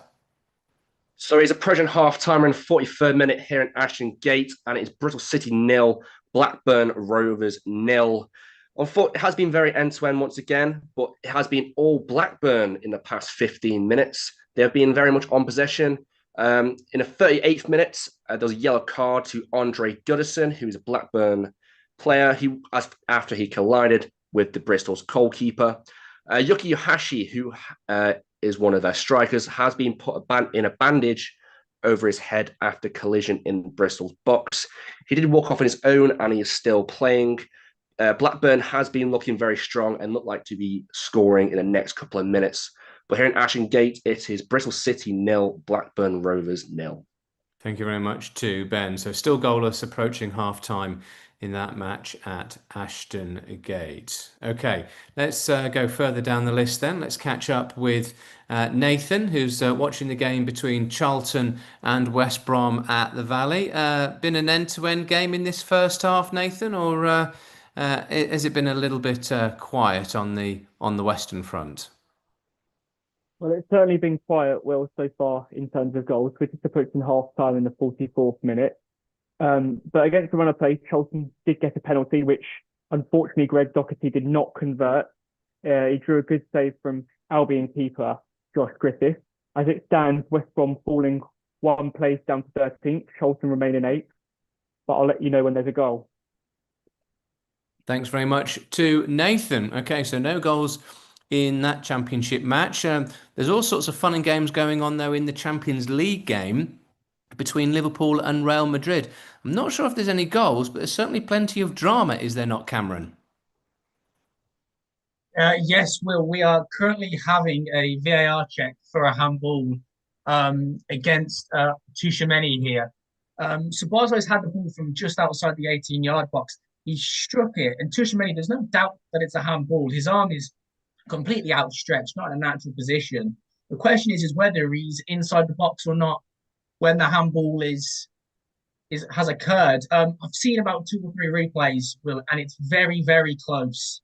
For me, he's just inside the box. He's on the line when it's taken. The issue is it struck his front hand. Now, his front hand is outside the box, yet his rest of his body is inside the 18-yard box. And the referee now is going over the screen to check this. And usually when we see the referees go over the screen, it means it's going to get overturned. He's just having a look here, and I've just seen again the replay. For me, there's no doubt it's a handball on Tchouaméni. So Bosley struck it, and his arm is just completely across him, out of position. The question is, Will, is it inside the box or not? And I'll let you know when that decision's been made. Still 0-0. Thanks very much there to Cameron. So 0-0 at the moment, but the VAR check is ongoing. So in the Championship, at half-time, in actual fact, the half-time whistle has just gone. Birmingham 2, Millwall 0. That's a half-time score. Demarai Gray adding a second right at the end of that first half. Bristol City 0, Blackburn 0, as we were hearing a short while ago. Charlton 0, West Brom 0 is now a half-time score. Derby 1, Hull 0 is also a half-time. And we'll go to our other reporters in a moment or so. Just looking as though there hasn't been a penalty given in the game at Anfield. So it's no penalty. And it's still 0-0 in that match. Let's go though to Melvin Armstrong, because there has been another goal, has there not, at the Parc des Princes between PSG and Bayern? There has been a second goal for Bayern here. It's a Marquinhos mistake. He just holds the ball too long, and Luis Diaz comes in and just puts his foot in and makes a run and scores his second of the game. But that's not been all that's happened so far. Dembele's come off the pitch injured as well, so that's a massive letdown for Paris. As well as that, Serge Gnabry just nearly scored a screamer, just hit the inside of the post, and Neuer made an incredible save to keep it 1-0. However, it's 2-0 now. Luis Diaz scores a second of the game. 33 minutes gone here. It's looking all Bayern. Well, may well be Bayern's night. We'll have to wait and see. But so far, so good for the German champions, who are very much enjoying their evening as things stand. PSG 0, Bayern Munich 2, 33 minutes on the clock. Okay, time to check in with Jack, who's watching Bodo Glimt against Monaco. Jack. Chances coming thick and fast here. Well, the closest that Monaco have come was a glorious ball from Teze into Akliouche around 10 minutes ago, but he skied it over the bar for about 6 yards out. It's the closest Monaco have come in need of a goal after failing to register a goal against Paris in their last game. It's do or nothing really for Monaco in this game if they want any chance of qualifying. Bodo Glimt 0, Monaco 0. Thanks very much, Jack. Okay, we've got a penalty, I believe, in the game between Leicester and Middlesbrough right in the final throes of the first half. Which way has it gone and what's happened, Josh? Yeah, the ball bounced off Hayden Hackley. He just handballed it into in the box. Jordan James kicked it against him, and Jordan Ayew was about to step up to take it. A couple of Borough players got booked in the build-up, Matt Targett being one of them, complaining at the ref. But here comes Jordan Ayew now from the spot, just stepping up to take it. It's Jordan Ayew, and he scores it. 1-0 to Leicester. Jordan Ayew. There you go, just before half-time. Goals as they go in here on Solent Sports News Midweek Live. The penalty very simply but decisively put into the corner by Jordan Ayew. So 4th minute of added time at the end of the first half. Leicester lead Middlesbrough by a 1-0. So Leicester's good start to the Championship season, faltering a little bit in the last couple of weeks. It's by no means a calamity, but the half-time whistle has also gone at Leicester. So Leicester 1, Middlesbrough 0. Okay, let's go back to the Champions League because there's no doubt action left, right and centre. In fact, it looks as though there might have even been a goal in the game between Juventus and Sporting Lisbon. We heard last time that Sporting were a goal up. Are they 2-0 up or is it all square, Ben? Well, it is all square here in Turin. Juventus 1, Sporting 1. It was a really good play by Juventus. Thuram carried the ball pretty much from his own half, played the ball into the box, and Dusan Vlahovic was there to meet the end of it, sliding in, making it 1-1 here in Turin. Thanks very much, Ben. So all square between Juventus and Sporting Lisbon. Okay, let's get some halftime reflections then from the Championship. First of all, Bristol City against Blackburn Rovers at Ashton Gate. How have you seen the first half gone, Ben? Yes, so the first half has been very much Blackburn Rovers. There's nothing more to say. They've been the most dominant side in the first half. Before half-time, in the +5 added time, Yuki Yohashi did score an absolute worldie from outside the box. So it now is Bristol City 0, Blackburn Rovers 1 here at Ashton Gate. Thanks very much, Ben. Okay, some synopsis of the first half between Charlton and West Brom at the Valley. Nathan.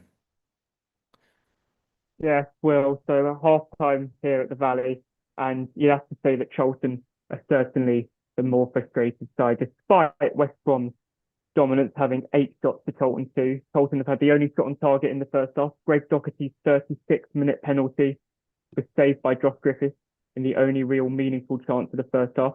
West Brom, they've lost 3 of their last 4. Ryan Mason, last 3 of their last 4 away games. Ryan Mason will be trying to get his side really riled up for it in the second half. But that's all to report so far. Okay, thanks very much to Nathan. So the halftime results or halftime scores in the Championship: Birmingham 2, Millwall 0, Bristol City 0, Blackburn 1, as we were just hearing, Charlton 0, West Brom 0. Also Derby 1, Hull City 0, as Cody was telling us in that first half. Let's go to Zach, though, because he had an entertaining game between Ipswich and Watford. What are your half-time musings, Zach? Yes, it is half time here at Pullman Road. It remained Ipswich 1, Watford 1. Since you left me, it has been a much more cagey affair. From the 23rd to the 28th minute, it can only be described as a mass assault on Chubarak Pom. He got injured 3 times, went down for a considerable length of time. In the middle of that, it's been a lot more cagey. Watford have come into the game a lot better before Ipswich were dominating most of the ball. Watford had a double corner chance. Both of them narrowly missed the goal. And then on the 42nd minute, Kipre probably had the best chance of the half past the point before we spoke, where he's headed it past the post, but he was unfortunately offside. Just to recap, obviously, we know the game started quite fast with Loser scoring first on the 16th minute and then Jaden Philogene equalising on the 21st. Ipswich 1, Watford 1. Thanks very much, Zach. Okay, well, we heard from Josh just around about half time, Leicester against Middlesbrough. There was a late penalty in that game. Josh, was that the highlight of the first half, or what are your thoughts on the first 45 minutes? It was pretty one-sided to Middlesbrough, probably, because the Leicester penalty was literally their only registered shot on target. There was not many chances, a few yellow cards being dished out, but really, Middlesbrough should have scored a goal by now. But Leicester in front. And sometimes that's all it takes, indeed. We'll go to the 8 o'clock kickoff between Coventry and Sheffield United in a moment or so because they are still playing. But in the National League South, we have a report at AFC Tottenham's home game against Maidenhead United at the Snow Stadium rather. Josh Cole, how would you sum up the first 45 minutes? Well, Will, it's been a game of two halves in this first half, I think. First 30 minutes, Tottenham were absolutely dominant. Tony Lee grabbing the opening goal in around the 20th. Sorry, not Tony Lee, it was Joe Ostler grabbing the goal in around the 20th minute. Then on the 35th minute, Maidenhead equalised with a penalty, and that really put a rocket into their performance because they then absolutely dominated the rest of the proceedings. And Tottenham can count themselves unlucky to not be 2-1 up going into half time, as just before the half time whistle blew, about 5 seconds before it did blow, Ash Park had a shot clear off the line. So this game has been mental, considering that Tottenham dominated the first 30 minutes, and then for the rest of it, Maidenhead United were on top. So half time here at the Snow Stadium, 1-1, the game hanging in the balance. Weather starting to batter it down. Both sets of supporters are very excited of what they've seen, and it's going to be setting up a big second half, that's for sure. Thanks very much to Josh. Well, it looks as though it might be a big second half in the game between Atletico Madrid and Union Saint-Gilloise because there's been a goal and there's been some action, has there not, Hussefa? Yes, Will, you are correct. Finally, there's been some action. Atletico Madrid looking brilliant. 42 minutes in, Atletico Madrid 1, Union Saint-Gilloise 0, and it's the Atletico's main man, Julian Alvarez, who scored. It was an excellent finish from the Argentine striker, but it was set up by his fellow Argentine, the son of Diego. Juliano Simeone was steaming down the right wing, made it all the way to the side of the box, then cut it back to Julian Alvarez, who took a touch, set up the half volley and banged it past the keeper into the net, despite Kevin McAllister's best efforts to do some sort of handball on the line and keep it out. Nevertheless, just before half-time, Atletico Madrid 1, Union Saint-Gilloise 0. Thanks very much there to Hussefa. So we've seen a goal in the first half. Let's see whether or not it will remain like that up till half time. Last we heard from Ed Groves, there was action aplenty at the Tottenham Hotspur Stadium. Tottenham leading FC Copenhagen by 1-0. Almost had a second goal, have you not, Ed? Yeah, exactly that. There hasn't been a lot of action since she last came to me, but Tottenham there created a fantastic chance. It was Xavi Simons and Odobert that were playing 1-2s around the box. Odobert then headed it down to Xavi Simons, who got away from his defender. He could have shot. He opted to square it to Kolo Muani. Kolo Muani, he could have took it first time. He took a touch. He then tried to place the ball in the bottom left corner and narrowly missed the post. So it's still 1-0 here at the Tottenham Hotspur Stadium. Interesting game by the sounds of things there. Two teams having a good old go at each other in a bit of a Champions League slanging match tonight. Okay, let's go back to the Championship. Coventry against Sheffield United. Last that we heard, Sheffield United against the run of play were leading by a goal to nil. Is that still the case, you and Mins, as you approach half-time? Yeah, wow, I'd say Sheffield United have the wind in their sails now. This goal was given lots of confidence. O'Hare and McCallum down this left-hand side are linking up really nicely. They're forcing Sakamoto to defend and in positions he doesn't really want to be. He's been booked as well after following a really poor challenge on Sam McCallum. And I've got to say, Sheffield United have really impressed me since the goal. They've been pressing high up the pitch, they've been winning the ball back, and they've been putting lots of crosses into the box and won lots of corners. They're putting a lot of pressure onto this Coventry defence. And just now, as you came to me, Peck found Cannon down the right hand side, and Peck carried on his run into the box. Cannon found him to cut it back, but Peck's finish couldn't quite get the right contact onto it as the keeper dealt with it nicely. But after 43 minutes here, it's still Coventry nil, Sheffield United 1. Good stuff. Well, I say good stuff. Good if you're a Sheffield United fan. Maybe not so much if you're a Coventry City fan. City Peckin is only his second season as a seasoned or as a senior pro, very much amongst the action by the sounds of things. Okay, talking about action, sounds as though there's been a goal in the game in Norway. Bodo Glimt against Monaco. Jack Todd. 44 minutes gone here in Norway. Bodo Glimt nil, Monaco 1. A fantastic left-footed finish from Follow Balogun on the left side of the box. Magnificently rolled through to him by Akliouche, who held the ball up magnificently from a play from throwing. It's been all Monaco in the last 5 minutes or so, and they've been rewarded for their persistence. Fantastic away performance so far, limiting Bodo to barely any chances as of now. It's looking quite bright for the French team now. It's a much needed performance after the disappointing home loss away against Paris FC last time out. Bodo Glimt nil, Monaco 1. Balogun doing the business there for Monaco right at the end of that first half. Okay, so just recapping those halftime scores again in the Championship. Birmingham 2, Millwall 0, Bristol City 0, Blackburn 1, Charlton 0, West Brom 0, Derby 1, Hull City 0, 1-1 between Ipswich and Watford. It's Leicester 1, Middlesbrough 0, that penalty right before half-time by Jordan Ayew, the difference between the two teams. Oxford United 0, Stoke 2 at half-time, and as they approach half-time, as Ewan was just telling us, Coventry City at home trailing Sheffield United by a goal to nil as it stands. Early in the second half in League One, Rotherham 0, Burton 0. Half-time later, or half-time scores in the National League: Boreham Wood 1, Aldershot 0, Carlisle 1, FC Halifax 0, Hartlepool 1, Morecambe 0, and goalless between Yeovil and Wealdstone. In the National League South, Josh was telling us it's FC Tottenham 1, Maidenhead 1 at half-time. Chippenham 1, Salisbury 2 is a half-time result or half-time score. Dorking 1, Enfield 0 is half-time. Eastbourne Borough also lead Dagenham and Redbridge by a goal to nil at half-time.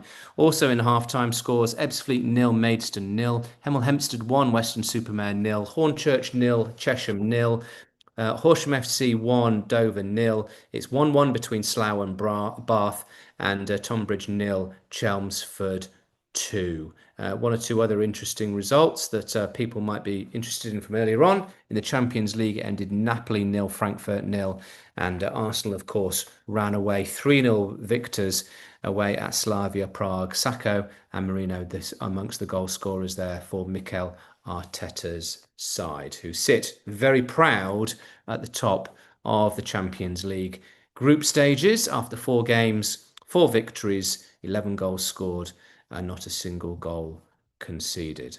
Okay, as we approach half-time, let's find out what's going on in the game between Liverpool and Real Madrid at Anfield. Cameron Jarvis.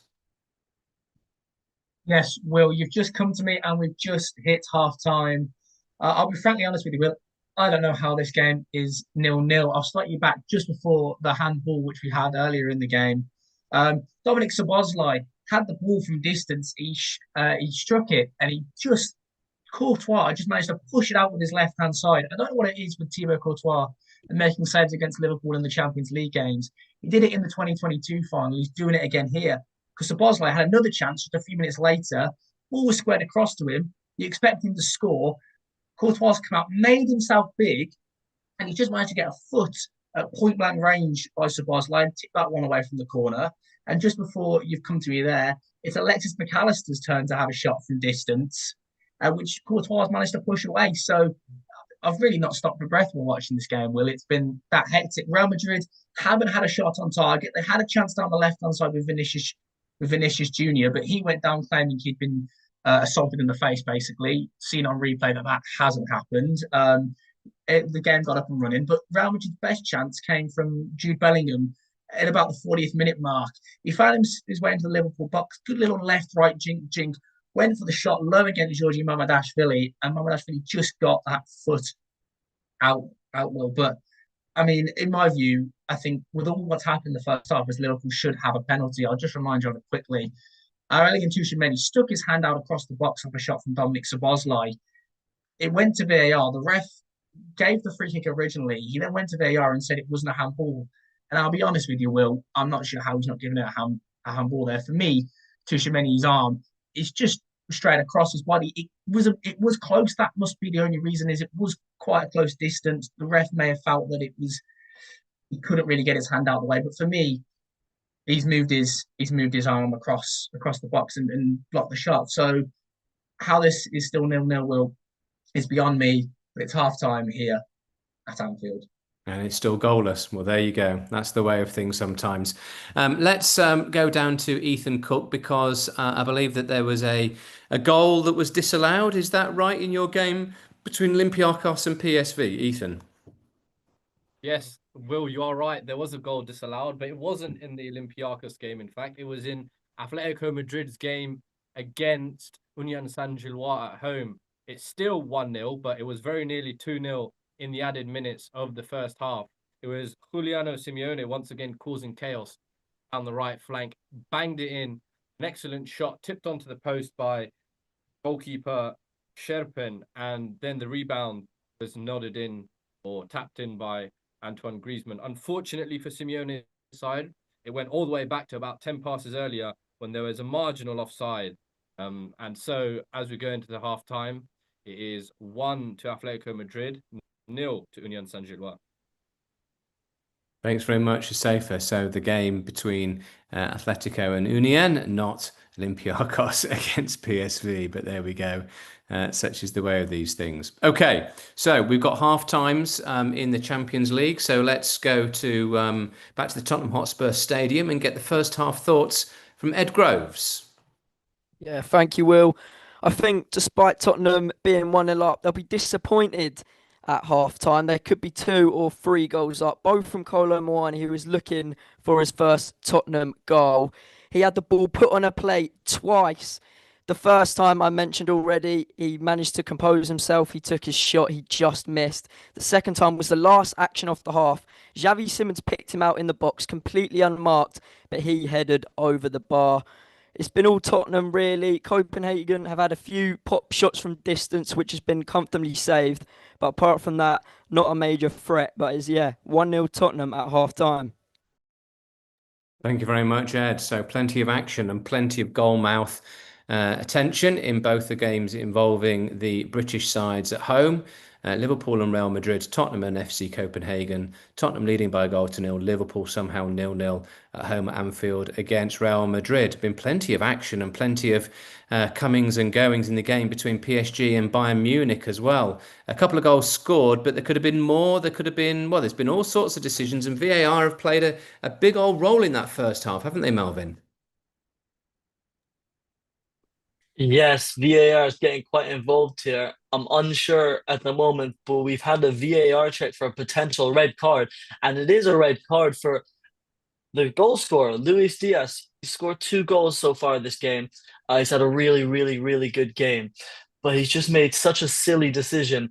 Hakimi was running down the line, and he's decided to jump in both feet and scissor tackle Hakimi, and his ankle just gets stuck under him. So he's been taken off the pitch. I wouldn't see Hakimi coming back on after that. That was a really, really bad challenge. Luis Diaz has scored both goals. However, he's now been sent off. It does remain 2-0 here. Bayern did score an offside goal about 5 minutes ago, but halftime is forthcoming now. And just as confirmation as well, Hakimi has been taken off with that injury. It is Mayulu who now does replace him in that position. We're at the 7th minute of added on, with only 3 minutes added on here. But But yeah, it's going to be half time up now. Just to recap, Luis Diaz scored the 2 goals, is now been sent off, and yeah, 2-0. Thanks very much, Melvin. So, real drama in that first 45 minutes, 7 or 8 minutes of added time, a red card in that time. Hakimi off after being challenged by Luis Diaz. High challenge, scissor challenge. He gets sent off. Luis Diaz scored 2 goals in the first half an hour, and now Bayern away from home, down to 10 men. I think Vincent Kompany certainly be earning his pay, if you like, in the half-time dressing room, trying to make sure that his troops keep their heads in that second half. Okay, let's go back to the championship then, because the Champions League games are going into half-time, if not already into half-time, but the championship games are very much out the other side of the half-time break, and we're up and running again. So let's go to the, in actual fact, before we go to the top of the list, let's find out exactly what's been going on in the game between Derby and, who is it? Derby, he says, jumping between screens. Derby and Hull at Pride Park. I believe there's been a goal. Cody Deadman. Hi there, Will. Yes, there has been a goal, and after a very close game, very close first half, it is 1-1. Visitors Hull have just got one back after what was a very close moment before, with Joseph narrowly missing on target at the goal. And all of a sudden, they come on the counter-attack with midfielder Slater playing in a beautiful pass right towards the Derby goalkeeper, with Joe Nadala scrapping with him. The ball gets caught underneath his feet, and ultimately it just rolls past the goalkeeper, where Joe Nadala keeps it between him and just flicks it in helplessly. It's 1-1, and it is a huge game. Lots of energy here. Hull are by far the better team. Obviously, in the first half, couldn't quite convert their chances, but now it's a hugely different story. Well, they've started the season well, haven't they, Hull City? And sounds as though they're coming right back into it in that game. And so after being a goal down in the first 27 or so minutes, it's now Derby 1, Hull 1, and Darla equalising 5 or 6 minutes into the second half. Okay, let's go to the top of the list, if you like. Bristol City against Blackburn Rovers at Ashton Gate. It was all Blackburn in the first half, wasn't it, Ben? How has the second half started? Yeah, so it remains Bristol City 0, Blackburn Rovers 1 here in Ashton Gate. It's 48th minute, and Bristol City have been coming out with fire since they let in a goal from Yoki Yohashi. Just a recap on the first half. Andre Goodison did receive a yellow card 38 minutes after he collided with the goalkeeper. For that, Sykes did have a shot outside the 18-yard box, but unfortunately went out for a goal kick. There is right now a free kick for Bristol City, so just waiting on there. But as of now, it is Bristol City 0, Blackburn Rovers 1. Thanks very much, Ben. Okay, so Blackburn still leading as they were at half time. Let's find out what's been going on early stages of the second half at the Valley. Charlton entertaining West Brom. Nathan. Yes, well, you join me in the 53rd minute where it still remains goalless. But whatever Ryan Mason said to his visiting side, it has certainly worked with two great opportunities for the visiting side. First in the 48th minute where Samuel Illing Jr., he got past Onel Hernandez down the right wing and he fired just past Thomas Kaminski's right-hand post. And then a minute later, Isaac Price, West Brom's top goal scorer, he had a great chance. He got past Hernandez once again. They seemed to be targeting that area. And he drew a save one-on-one from Kaminski. The Belgian shot stopper certainly keeping the addict in this game. Just right now, Sonny Terry's had a very, very great effort from distance, but 25 yards out, saved well by Josh Griffiths. It's certainly a tough one to save when the ball bounces just in front of you. But whatever, the first goal in this game will be absolutely crucial. Thanks very much, Nathan. So nip and tuck there at the Valley. But as so far, the deadlock hasn't been broken. The deadlock was very much broken in the game between Ipswich and Watford at Portman Road in the first half. What's the first 5 or 6 minutes of the second half been like, Zach?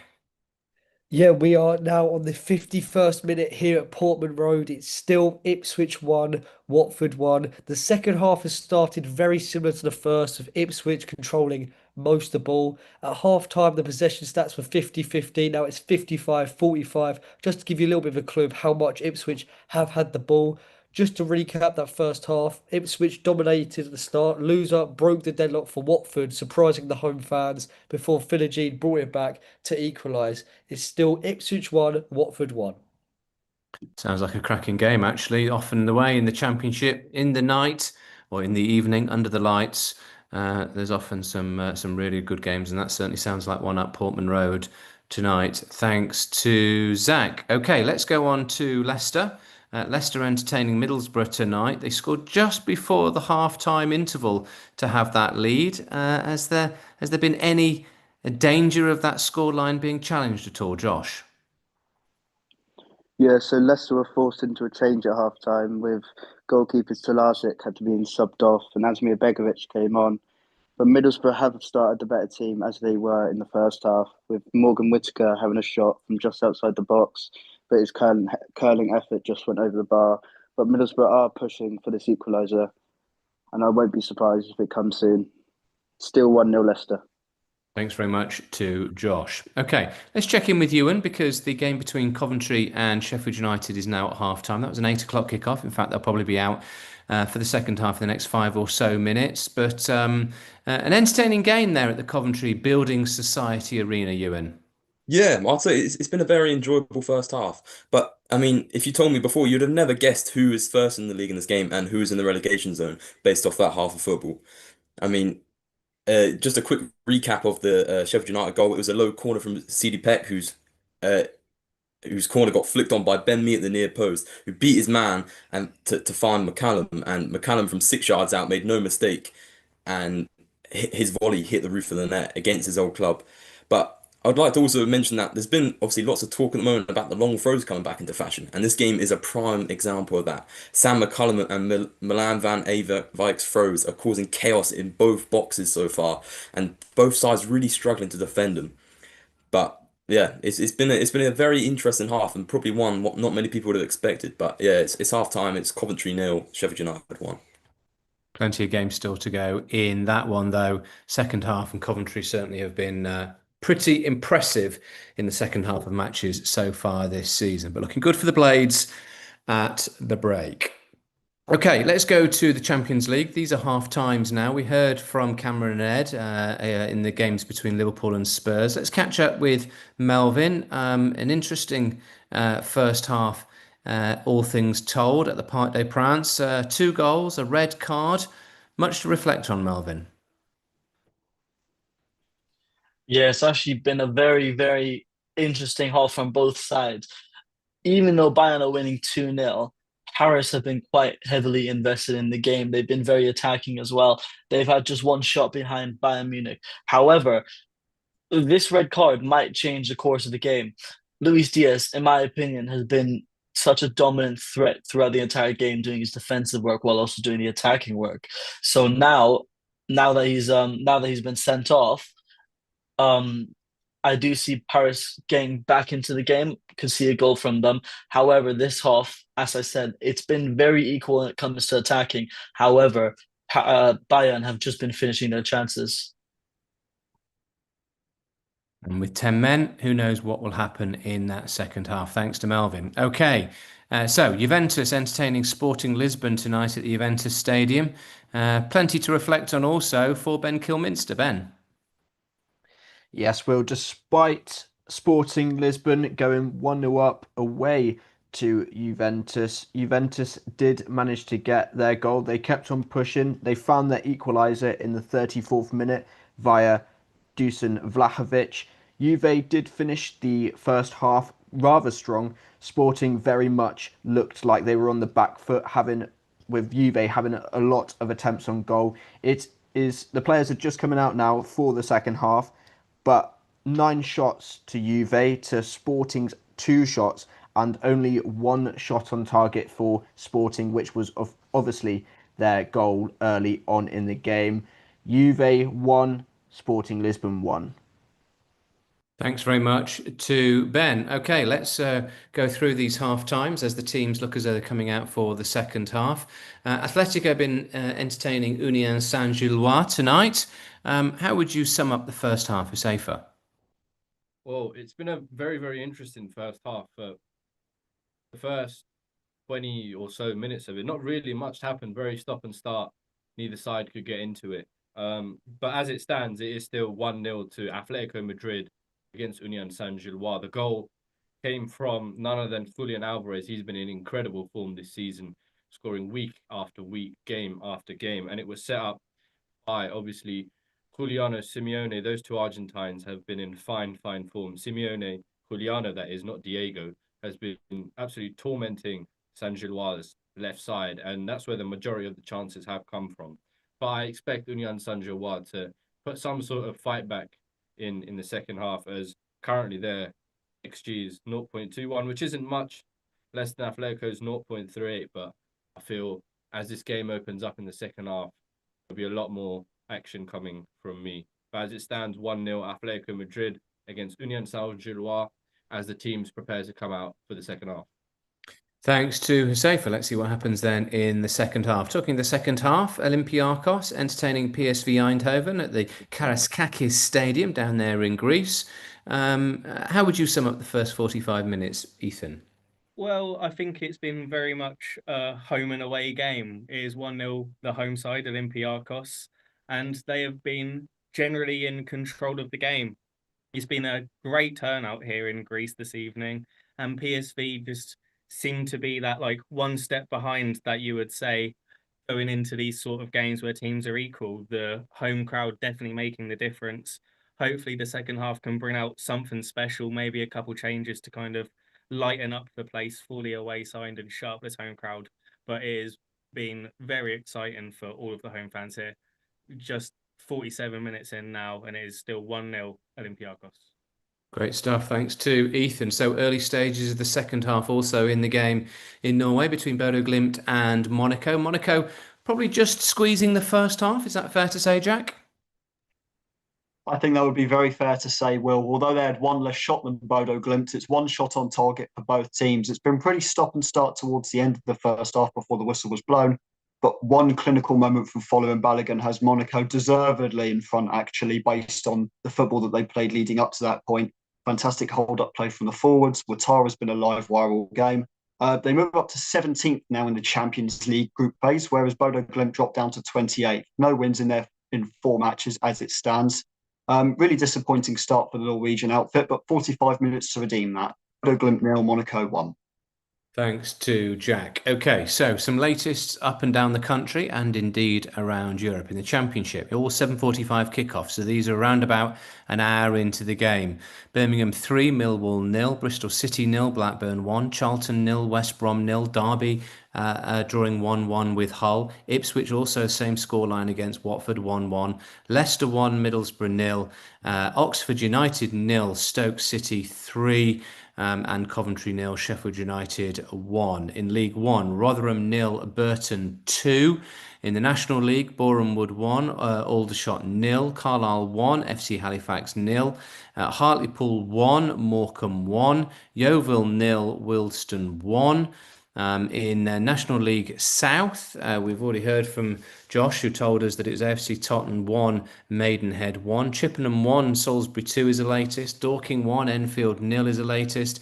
Dagenham and Redbridge have just equalised, so it's Eastbourne Borough 1, Dagenham and Redbridge 1, Ebbsfleet 1, Maidstone 0, Hemel Hempstead 2, Weston-super-Mare 0, Hornchurch 0, Chesham 1, Horsham 1, Dover 0, Slough 1, Bath 2, Tunbridge 1, Chelmsford 3. In the Champions League tonight, the full times from earlier on, it was goalless between Napoli and Frankfurt, and Arsenal won 3-0 away at Slavia Prague. As we've already heard, Atletico beating Union 1-0, Monaco beating Bodo Glimt by a goal to 0. Juventus and Sporting are drawing 1 apiece. Real Madrid 0, Liverpool 0, Olympiacos 1, PSV 0, PSG 0, Bayern 2, and Spurs are beating Copenhagen by a goal to 0. However, in the last couple of minutes or so, I believe that there might have been a goal in the game in the 8 o'clock kickoff in the Championship. Coventry City were a goal down at home to Sheffield United. There's been a second goal, but which way has it gone? You and Mins? Yeah, Coventry City have come out this second half as league leaders. They've equalised here. It was a long throw from Van Avix. As I mentioned in the first half, had been causing all sorts of issues. And again, it wasn't dealt with. And Sakamoto was the only one to react, as his left-footed finish inside the box just went past the Sheffield United keeper Ben Davies, who had to come on at half time for the injured Michael Cooper. Coventry also did make a change as well, as Efron Mason-Clark came on for Josh Eccles. It was unclear if it was an enforced change or just tactical, but it is like for like. But it is, after 50 minutes here, Coventry 1, Sheffield United 1. So Sheffield United replacement goalkeeper, first job he has to do, pick the ball out the back of the net, 1-1 between Coventry and Sheffield United. There's been a second goal in the Champions League in the game between Spurs and FC Copenhagen. Spurs were 1-0 up, but 7 minutes gone in the second half. What's the score now, Ed Groves? Yeah, it's 2-0 Tottenham, Will. Jacob Nielstrup is absolutely livid with his team and absolutely livid with his goalkeeper, if anything. It was a long ball forward from Romero that Kolo Muani chased onto. The goalkeeper, Narstrik, tried to clear it away. He's kicked it straight into Kolo Muani. Kolo Muani's chased after the ball. He's managed to get a foot on it, and very unselfishly, he's played it off to his other Frenchman, Wilson Odobert, who pretty much had an open goal and tapped it in to make it 2-0 to Tottenham just 5 minutes into the second half. Thanks very much, Ed. So interesting. Sounds as though FC Copenhagen shooting themselves in the foot somewhat, just when they needed to get back into the game, early stages of the half, and they concede a second, and that, who knows, could be it. It should be it, really, shouldn't it? Tottenham should be able to hold on to a 2-0 lead at home in Europe's premier competition. Okay, let's go back to the Championship then. Let's go back to Pride Park, because it's been a while since we've heard from Cody in the game between Derby and Hull City. Cody Dedman. Hi there, Will. So the game is truly getting away. The atmosphere is incredible at Pride Park right this second, and Hull are absolutely dominating the play. Now, Derby, of course, started the game much better off, very clinical with their chances. However, Hull have got all of the ball at the moment, and Derby look frustrated. A couple of clumsy attempts at play just a few minutes ago. Carlton Morris, again, the centre of attention, possibly should have had 2 yellow cards within the past 2 minutes. He absolutely flew into the whole goalkeeper, Pandur, who ultimately fell over, dropping the ball. Carlton Morris chipped it over him, only for it to be called for a foul. And just moments later, he absolutely flew into one of the Hull midfielders. He's all over the place. Derby are all over the place, but Hull just can't quite find that spark to convert another one of their chances. Stay in touch to see what happens. We certainly will. Absolutely right. So plenty of drama, but maybe not necessarily either side nipping ahead at the moment. Derby 1, Hull City 1. Let's catch up then with Ben Lester, who's watching Bristol City against Blackburn. Last time we heard, Blackburn were very much on top at Ashton Gate. Still the case of things, is it, Ben? So approaching the 64-minute mark, it is Bristol City 0, Blackburn Rovers 1. Blackburn Rovers has been on the attack this entire time. There was some attempts from Bristol City to come back, but unfortunately it was pulled back for an offside. Sondre Tronstad did receive a yellow card in the 50th minute after a dangerous tackle, as his boots studs was facing the Bristol's player. McCurry did miss a header after a great cross from Sykes in the 57th minute. And 3 minutes later, Bristol had a wasted opportunity after he attempted to cross it, but instead booted it into the crowd. Meanwhile, Blackburn has brought on some subs. Tronstad has come off for Forshaw, but there's nothing else to do there. It remains Bristol City 0, Blackburn Rovers 1. Thanks very much, Ben. So it sounds as though Bristol City are huffing and puffing, but can't quite blow the door down as we speak. Incidentally, in the game between Birmingham City and Millwall, as they approach the 70th minute mark, Birmingham are now 4-0 ahead. Stansfield has got the latest one in that one. Jay Stansfield has got his, what was that, 2, 3, 4, about the 5th goal of the season, something like that. So he's going pretty well, and Birmingham City also going pretty well, aren't they, in the Championship so far? Their first season back in the second tier for a couple of years, and they are loving life as we speak. So Birmingham 4, Millwall 0. In the other game that we don't have a reporter at, incidentally, Oxford United 0, Stoke City 3. Baker and Nzonzi got the first two in the first half. And then Lewis Baker has added to it in the second half, so his second of the match. It's Oxford United 0, Stoke City 3. So 4 goals in the game between Birmingham and Millwall, and 3 goals in the game between Oxford United and Stoke City. Let's go then to, we've heard from Ben, we've heard from Cody. Let's go to Nathan, who's watching Charlton against West Brom. Not been blessed with a goal at the Valley so far, Nathan. Yes, Will, 70 minutes in, and unfortunately still yet to be blessed with a goal. The only game in the Championship as it stands without a goal. Only real notable thing is there's been no notable chances, but only real notable thing is substitutes are about to happen for the first time in the game. It looks as if Harvey Knibb and Ibrahim Fuller are set to be introduced into the game.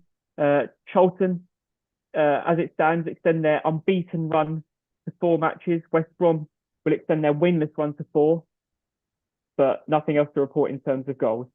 I can tell there's nothing to report on, Nathan, when you start talking about the fact that the substitutes are coming on. That pretty much speaks volumes, as you say, in that game between Charlton and West Brom. Goalless so far, as Nathan mentioned, the only game in the Championship without a goal so far. Okay, let's move on then to Josh, who's watching Leicester against Middlesbrough.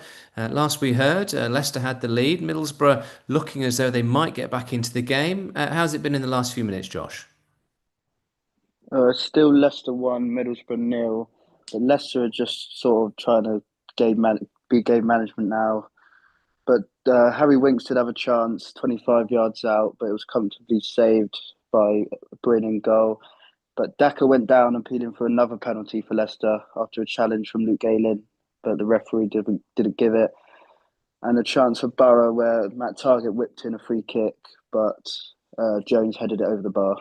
Still Leicester 1, Middlesbrough 0. Thanks very much to Josh. Let's go back to the Champions League. I was getting so interested in the Championship, I was losing track of what's going on at the Tottenham Hotspur Stadium. There's been drama between Tottenham and FC Copenhagen, Ed. Yeah, big drama, Will. You said before the game how Tottenham were the boo men at the weekend, but they were booing again tonight. A red card for Brennan Johnson, the man who opened the scoring. It was a late tackle down the Achilles of the Copenhagen midfielder. There was a yellow card originally. It went to VAR. The referee got rid of the yellow and awarded a red card for Brennan Johnson. So Tottenham are down to 10 men for the last half an hour or so of this game, but still 2-0. They don't half make it difficult for themselves, Spurs, do they? Cruising at home, Champions League 2-0 up, and they have a man sent off down to 10 men. Goodness me, sometimes you have to ask some simple questions, don't you, about footballers and how they approach things. But there we go. 2-0 Spurs still lead, but they are down to 10 men. Let's go back to the Championship then. We heard from Josh. Let's go back to Portman Road, where Zach's been enjoying quite an entertaining game between Ipswich and Watford. 1-1 last we heard. Is that still the case, Zach? It's still the case here, Will. It's still 1-1. You say it's an entertaining game, but the beautiful first half we watched with slick football from Ipswich and clinical and counter-attacking football from Watford seems like a bit of a distant memory, to be honest. Ipswich decided to go very route one. At one point, Walton booted it long.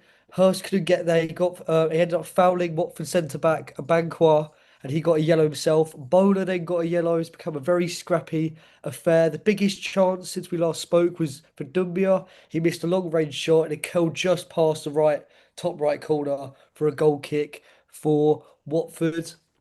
Just now, Selvik, Watford's goalkeeper, did go down for around a couple of minutes. He's fortunately back up and healthy, but it remains still Ipswich 1, Watford 1. Thanks very much, Zach. Well, last time we went to the National League South, it was 1-1 between AFC Tottenham and Maidenhead United. But I believe there's been a third goal in that game. Which way's it gone? Josh Cole. Thanks, Will. It's gone to the home side, AFC Tottenham. The Home fans are an absolute ratchet. If you stay with me, they're attacking again.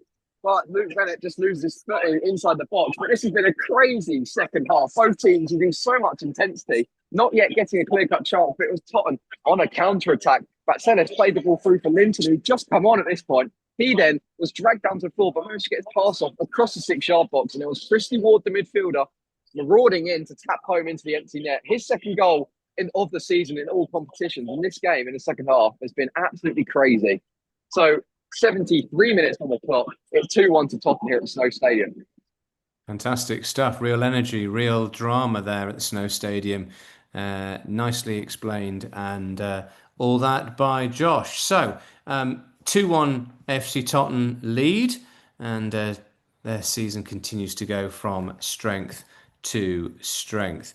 Let's check out what's been going on back in the Championship, because there was some early drama in the 8 o'clock kickoff between Coventry City and Sheffield United. I say early drama in the second half. Sheffield United were leading 1-0 at half-time. Coventry got it back to 1-1. Is that still the case? How's things going as we approach, what, sort of 65, 70 minutes, is it, Ewan? It's 60 minutes gone here, but Coventry have just scored. It is 2-1 Coventry. And unfortunately, it is a mistake from the substitute goalkeeper, Adam Davis. It's a lovely whip ball in from Victor Torp, who's been causing issues all night from set pieces for Sheffield United. But his ball is whipped into the back post, where Bobby Thomas just climbs taller than Adam Davies. I feel like it should be the goalkeeper's ball, but then Thomas's header is just into the open net. It's really, really poor from Adam Davies, and he's not had a good start since he's come into the side. Only 15 minutes into the second half, but it is Coventry 2, Sheffield United 1. There you go. That's what makes you league leaders. Coming from a goal down to lead 2-1. A substitute goalkeeper on for the injured Michael Cooper at half-time. Davis in the first 15 minutes, the second half, picks the ball out of the net twice. One with possibility of a bit of an issue. Okay, let's go back to the Champions League, because we had plenty of drama in the first half between Liverpool and Real Madrid at Anfield. Now we have a goal. Which way is it gone, though? Cam? It's gone to the home side, Will. Liverpool have got their goal. It's Alexis McAllister that's put them 1-0 up. It is going to get checked for VAR, but Alexis McAllister has put Liverpool 1-0 up. Dominic Szoboszlai, it was a free kick from him, just right-hand side of the 18-yard box. He was brought down after Gravenberch was brought down by Kylian Mbappe. He whips it in. McAllister drops his man and just heads it with so much power. There's nothing Thibaut Courtois can do about it. It's headed straight at Courtois, but it's just high and with so much pace. Courtois just cannot do anything about it. And McAllister's put Liverpool 1-0 up. It's going to get checked for VAR for Alexis McAllister. And the check is over. Liverpool have gone 1-0 up. Alexis McAllister with the goal. We talked about Thibaut Courtois. Couldn't save that one. He's kept Real Madrid in this game. About 10 minutes into the start of the second half, Liverpool had themselves a corner by Florian Wirtz, whipped in. Van Dijk got up there, and Courtois just managed to push it over the bar. The following corner, Ekitike headed high, and Courtois tipped that one over the bar. So he's kept Real Madrid in this game, but couldn't do anything about that one. Liverpool have finally got their breakthrough through Alexis McAllister. Real Madrid only lost one game the entire season so far. They could be on the way to lose their second. 63 minutes gone. Liverpool lead 1-0. So Liverpool have the lead, and they look as though they should be. Who knows? Hold on to that. Real Madrid are certainly a decent team. We'll see what happens there. Well, last we heard at the Tottenham Hotspur Stadium, Spurs were 2-0 up, and they had a man sent off in Brennan Johnson. But I imagine that hasn't been the end of it. I imagine there's been more drama, has there not, Ed? Yeah, there has, Will. You said that Tottenham don't make it easy for themselves, and I think Mickey van der Ven may have took that personally. Copenhagen were just playing the ball around Tottenham's 6-yard box. Mickey van der Ven won it back, and he went on a race against everyone that was in his way. He's gone past 3, 4, 5. He's kept going all the way to Copenhagen's box, and he's finished brilliantly. He's picked up the ball in his own box, and he's run the whole length of the pitch and made it 3-0 to Tottenham. I'd like to say game over, but you never know with Tottenham, but it is 3-0 in the 66th minute.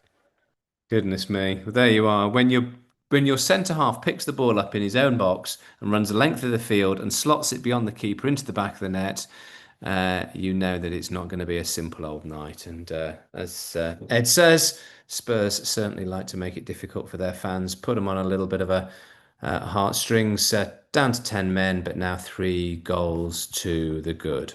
Okay, so let's go back to the championship then. Let's find out what's been going on. And in fact, no, let's keep going with the Champions League because it's been a while, isn't it, since we've heard from Melvin at the Parc des Princes. PSG against Bayern Munich. Bayern Munich were 2-0 up, but down to 10 men. How have the last few minutes been, Melvin? Nothing spectacular, I'll be completely honest. It's the 57th minute here. There's been nothing really to mention here. I mean, Barcola could have scored a goal, but he mistimed his shot. So that it's been very end to end. It's very obvious that Bayern are now struggling with a player down. They took off their attacking midfielder Serge Gnabry and brought on Tom Bishop. So that's the sub that they made. But really, there's been nothing spectacular this half. Just to recap on the first half, Luis Diaz did score 2 goals and then got sent off for a reckless challenge on the birthday boy Hakimi, who had to be subbed off as well after that. But since that, Harry Kane's just dropped down now. No contact on Harry Kane, and he's just dropped down onto the floor. We'll come back with a bit more information on that later. Okay, thanks very much, Melvin. So still 2-0 to Bayern Munich in that second half. Well, Spurs going all Spursy, or are they, Ed? They're certainly not. And maybe they should play with 10 men at the start of every game, honestly. It's the substitute João Pelinha that scored. Tottenham broke away. Copenhagen were on the attack. It was a counter-attack led by Wilson Odobert. And you'll never guess who was forward. Not Van der Ven this time. His centre-back partner, Romero, was the furthest forward. So Romero was through on goal. He opted to square it to João Pelinha, who tapped home from quite a difficult angle, but the keeper couldn't get a hand on it. And João Pelinha makes it 4-0 off the bench for Tottenham Hotspur. And yeah, 4-0. I'd like to say game over again, but as I said before, you never know. I would like to think that 4-0 at home in the Champions League would be enough. But anyone that knows anything about Spurs knows that it's not over until the fat lady has put the whistle to her lips and indeed blown the full-time whistle. But looking good for Spurs, who are leading by 4 goals to 0. There's been a goal in the game in the Championship between Derby and Hull City. Which way has it gone? Cody Deadman. Hi there, Will. So the goal has gone Derby County's way. Now, Carson Morris has just been substituted off for Lars Jorgen Salverson, who has been handed a golden opportunity. The whole goalkeeper, Pandur, has once again fallen, rolled it straight into the midfield of the pitch, and Salverson picks it up, shoots it into an open goal, and there is absolute limbs at Pride Park. Derby County 2, Hull 1. Fantastic stuff. Derby, that's 5 goals in the last 2 games.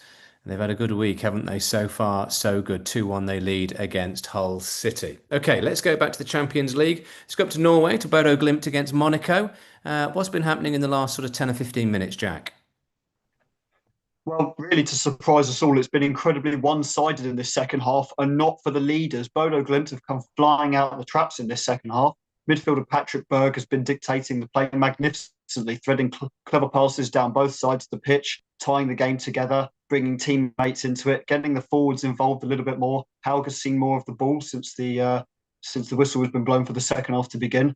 It's looking likely that Bodo are going to find an equaliser. And quite frankly, if Monaco were to see this out, it would be an Arsenal-like defensive display. They've been magnificent so far at holding their ground. 67 minutes gone. Bodo Glimt 0, Monaco 1, but Bodo are pushing.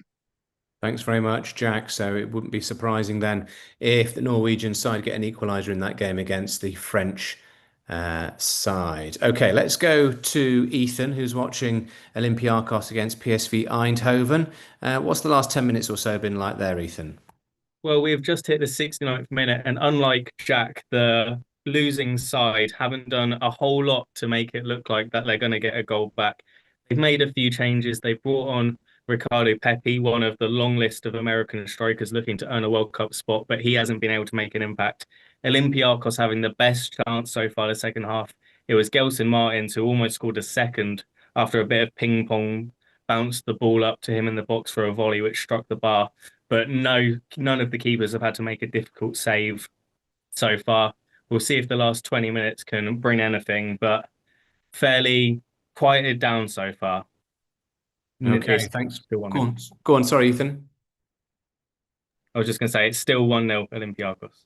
Great start. Okay, so Olympiacos leading PSV as we speak. Okay, let's go from Greece to Spain to catch up with Hussefa, who's watching Atletico against Union Saint-Gilloise. Yes, Will, it is 68 minutes in, nearly 70 minutes, and it's still Atletico Madrid 1, Union Saint-Gilloise 0.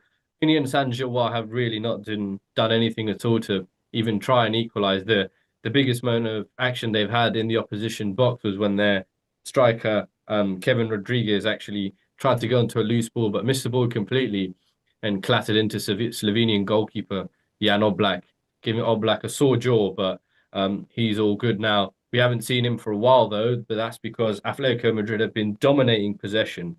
And Diego Simeone decided to bring on three new players to freshen things up with Thiago Almada, Conor Gallagher, and Alexander Soloth all coming on in place of Koke, Alex Baena, and Antoine Griezmann. There was a brief penalty shout for a foul on Soloth, the Norwegian striker. It kind of went to VAR, but very briefly it was Burgess making the foul just inside the box on the big striker, but nothing came of it. Still 69 minutes in, Atletico Madrid 1, Union Saint-Gilloise 0.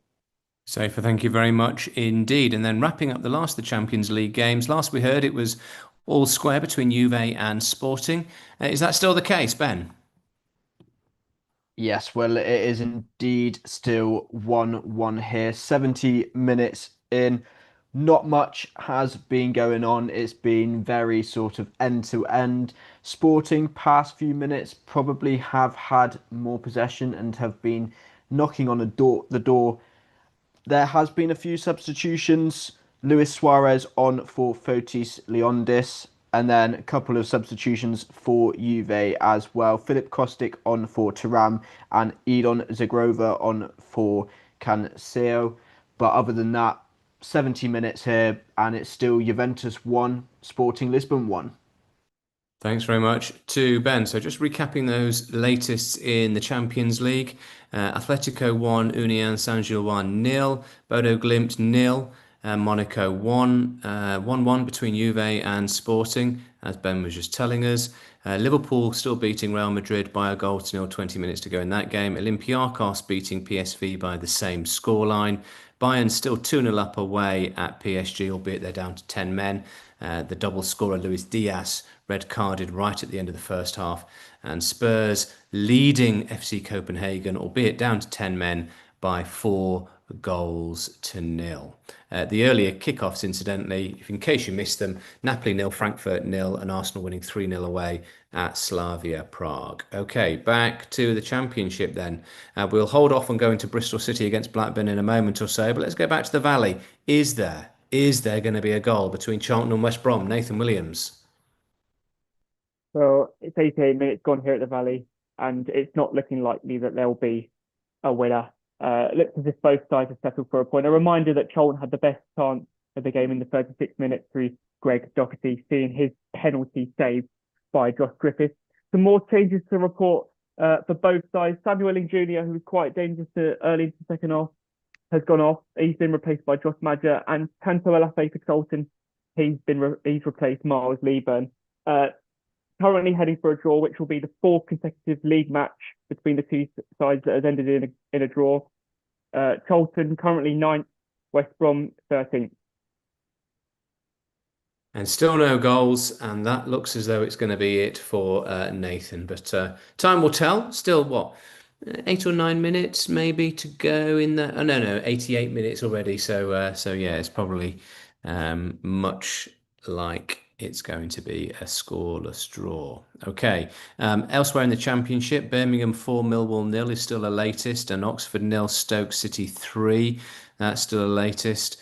Let's go to Derby then, to Cody, who has seen a game that's been a little bit end to end at times. Derby scored, Hull equalised, Derby took the lead again.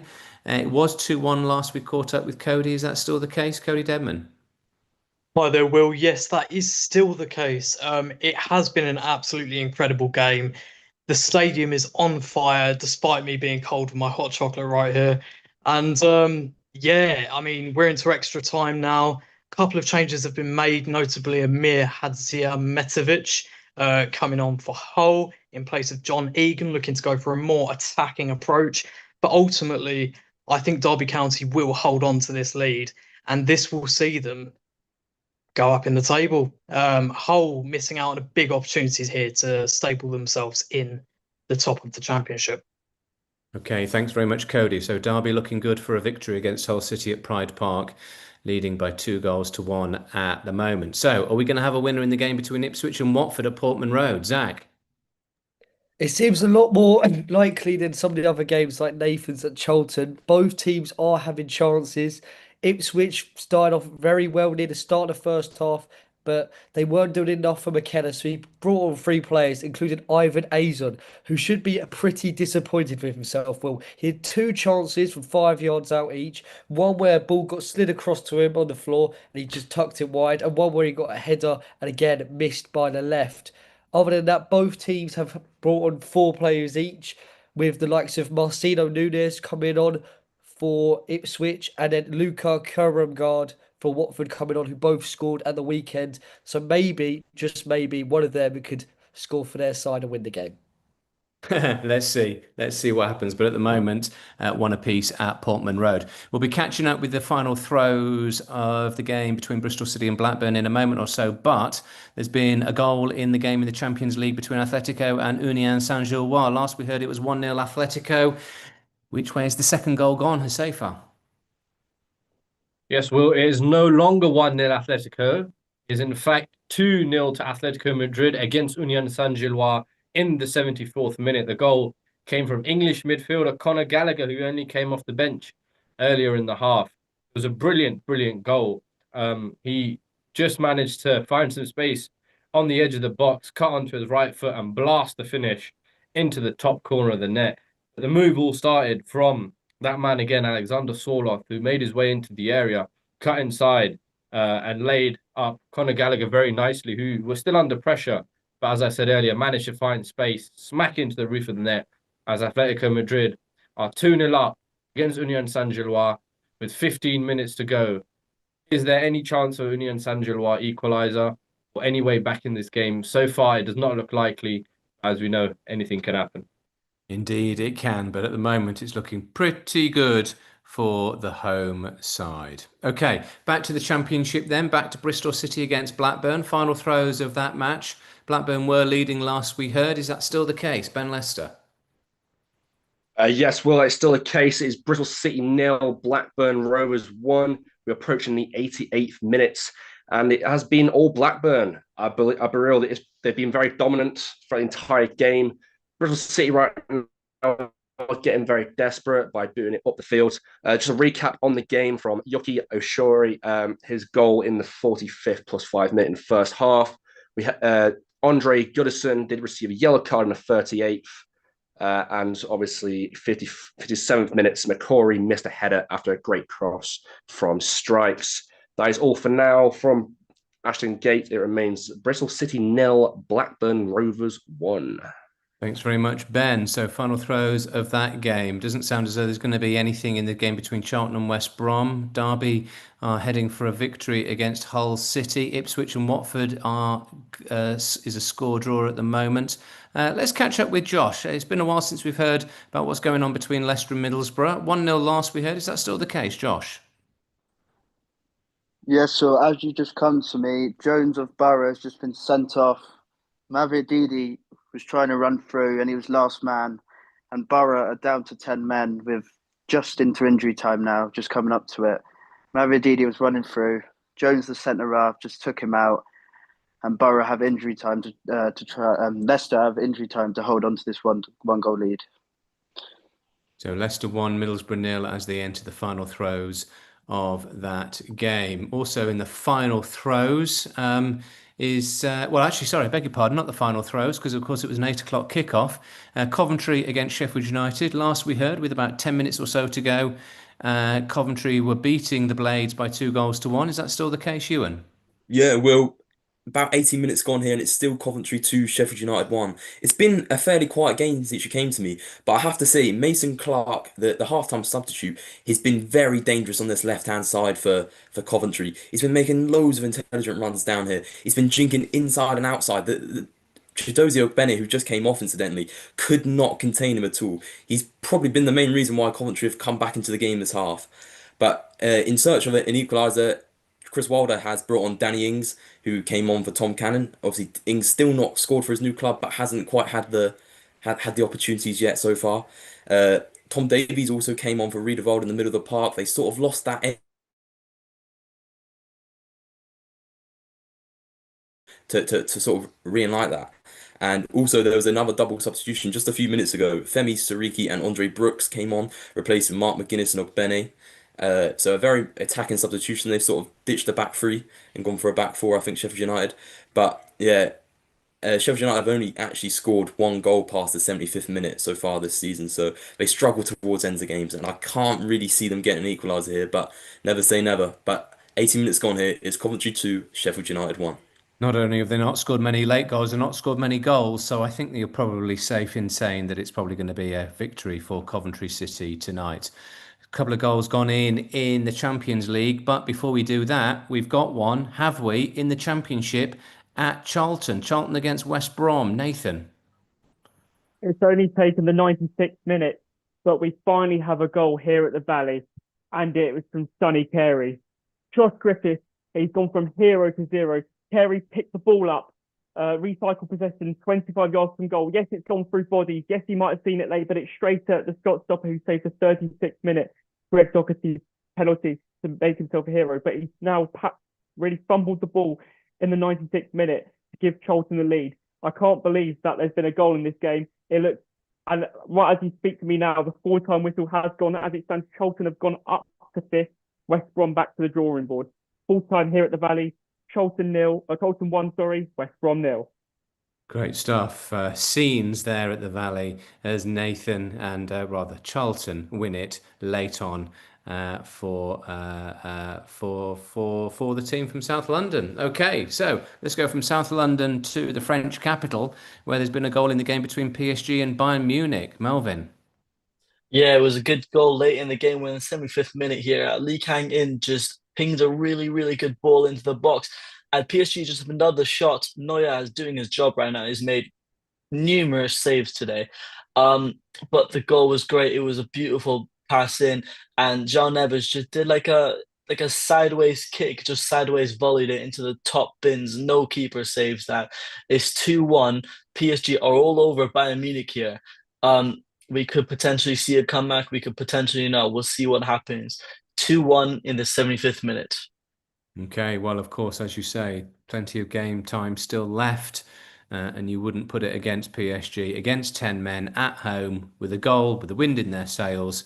Who knows what might be possible? Well, talking of goals, there's also been a goal in the game between Olympiacos and Union Saint-Gilloise. Which way has it gone, Hussefa?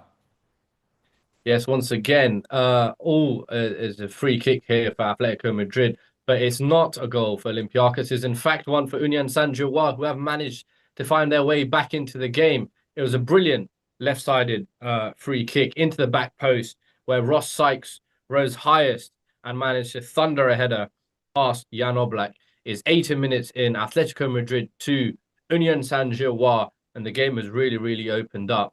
And there is a possibility that they could either get this equaliser or one more for Atletico on the break. And surely, with 10 minutes to go, they should be out of sight. Thanks very much, Hussefa. Okay, let's go down to the National League South, where AFC Tottenham were in action against Maidenhead United tonight. Last we heard, it was 2-1. Is that how it ended, Josh? Yes, thanks, Will. That's exactly how it ended. 2-1 to the home side, AFC Tottenham. Thanks to that second half goal from Christian Wood. And I think everyone here in attendance at the Snow Stadium was in support of Tottenham can breathe a big sigh of relief because that last 5 minutes of additional time was absolute chaos. Maidenhead were throwing the real kitchen sink at it, throwing so many bodies forwards. It involved two clearances off the line from Joe Ossa to keep just 3 points. And my oh my, is it a big 3 points? And it's Tottenham back up to fourth in the table on goal difference, just behind Hemel in third. And it's a big 3 points for bounce back from that defeat on Saturday. Full time here at the Snow Stadium. And it's Tottenham 2, Maidenhead United 1. Massive 3 points there for AFC Tottenham. Good on them. Their good start to the season continues and they are flying high. There's been a late goal in the game between Leicester and Middlesbrough. It was 1-0 to Leicester. Which way's it gone though, Josh? And somehow 10-man Middlesbrough have found a late equaliser to get a point at the King Power Stadium. It was a great cross into the box, and it was Luke Ayling who just headed it past substitute Asmir Begovic. And surely they've earned themselves a point now. Leicester 1, Middlesbrough 1. Real late drama there at the top of the championship, but Middlesbrough been going well. And again, a sign of a good side for not playing very well, down to 10 men, still managed to get something from the match. We've had red cards left, right and centre tonight. There's been another one in the Champions League between Bodo Glimt and Monaco. Jack Todd. It's worst case scenario for Bodo Glimt. Well, they've dominated this second half. They've doubled their shot tally basically since the second half. They've 14 shots on goal to Monaco's 8, dominated the game. And Jostein Gundersen, who came on in the second half to replace Mo at central defence, has gone in on such a stupid challenge on Mika Biereth, the former Arsenal Academy product. It's a stupid challenge. He's never getting there at all. The ball has already been played. He's lunged in with his studs up and caught Biereth on the ankle. Straight red card. They had to go to the VAR monitor to overturn a yellow card decision, but it was never, ever debatable. It's such a stupid challenge. He's cost his team potentially a point tonight because Bodo Glimt were really in control. Momentum was with them. The game had totally swung in their favour and in their direction. And it's such a massive, massive blow to their chances of getting a result this evening. It looks like they're going to be stuck in 28th position at the end of this game. 80 minutes gone, Bodo Glimt 0, Monaco 1. Okay, so we're entering the last sort of 10 minutes or so of the Champions League games, but the final whistle is going left, right and centre around the Championship. Birmingham 4, Millwall 0 is a full time. They're still playing at Ashton Gate, so we'll go there in a moment or so. We've heard from Nathan, who told us that Charlton beat West Brom by 1-0. We heard from Cody, who was telling us about Derby against Hull, but let's go to Portman Road. Ipswich against Watford. How did it end, Zach? Yeah, here at Portman Road, it ended Ipswich 1, Watford 1. I tell you what, if you're a Watford fan right now, you should be a very happy bunny because Ipswich had all the ball. Kieran McKenna still wasn't happy, brought in some more attacking players like Jack Clark. They got into the game, they had way more shots. They had 16 shots to Watford's 4. And near the end of the game, if you asked me who I thought would get a goal, I'd say Watford. They had two corners. They used counter-attack perfectly and nearly nicked a winner at Portman Road. But in the end, it was Ipswich 1, Watford 1. So all square there in Suffolk. How about in Derbyshire? Derby against Hull City.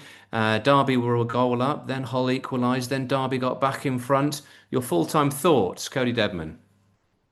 Hi there, Will. It was an incredible game. It was an incredible game. Two teams coming off of hot form in the championship so far this season. Obviously, early on, Carlton Morris scored a bullet header, putting it past Hull goalkeeper. Next up was Joe Nadala, who again was involved with some goalkeeping errors, ultimately rolled under the goalkeeper's feet into his own and just slid it into the goal whilst on his back. And later on in the game, super sub Salverson, who came on for earlier goalscorer Carlton Morris, was given a golden opportunity, flicked it into an open goal, and ultimately it summed up what the game was truly like. Hull City played much better throughout the vast majority of the game, but Derby County were just that little bit more clinical. And they walk away with the 3 points. Much to their delight, no doubt. Okay, let's get a full-time report then from the game between Leicester and Middlesbrough. Breathless stuff, late red cards, late goals, all sorts of fun and games. And I imagine it's taken a while for it all to sink in, Josh. Yeah, it's been a brilliant end to the game here at the King Power. It was actually a really dull second half until the last 10 minutes when Jones was sent off for Middlesbrough. But somehow Middlesbrough dug deep, got themselves that equaliser, and got a point in the King Power. They dropped to third in the place, but they will be ecstatic with that point. Leicester are now have only won one once in the last 9 games and failing to win the last 5 at home. So they'll be looking to turn that round soon. But Leicester won, Middlesbrough here at the King Power Stadium.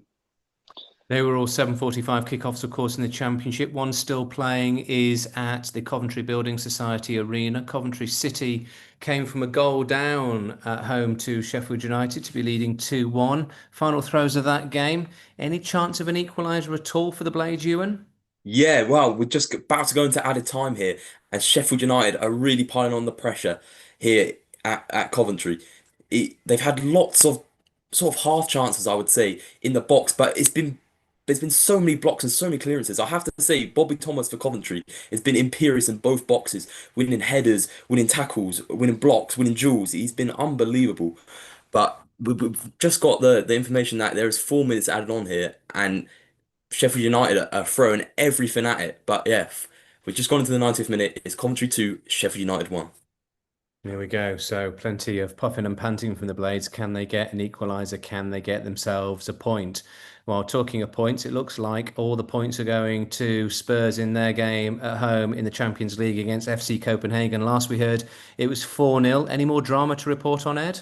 Yeah, there's a penalty that's literally about to be taken right now. I'll give you the run through after Richarlison steps up. He does the little stutter and he smashes it. It hits the crossbar and it is no goal. Richarlison hits the bar. Ball bounces down. Copenhagen managed to clear it away. It was Dane Scarlett, the 21-year-old, who came off the bench and he got on the end of a loose ball. Suzuki was tracking him. He managed to make an inroad into the box. Suzuki let a foot out. Dane Scarlett went down, penalty. Dane Scarlett wanted to take it. 21 years old, could have been his first Champions League goal for Tottenham Hotspur. Came through the academy. Richarlison said, "No, mate, you're not having it. I'm taking it off you." And he missed. So 4-0. There's only 1 minute to go. Well, you say at 4-0, don't you? You'd have thought they'd have given it to the young academy prospect. No chances of not winning the game. But there we are. Strikers, they're greedy, and that's why they score goals. But 4-0, missed penalty. Richarlison to make it 5. Spurs, though, look as though they've mopped up all the points. Let's go back to Anfield then. Must be almost added time. Cameron in the game between Liverpool and Real Madrid. Are Liverpool still on top? Yes, they are. Well, it's there's not been as action packed really since the goal. It's kind of quietened down.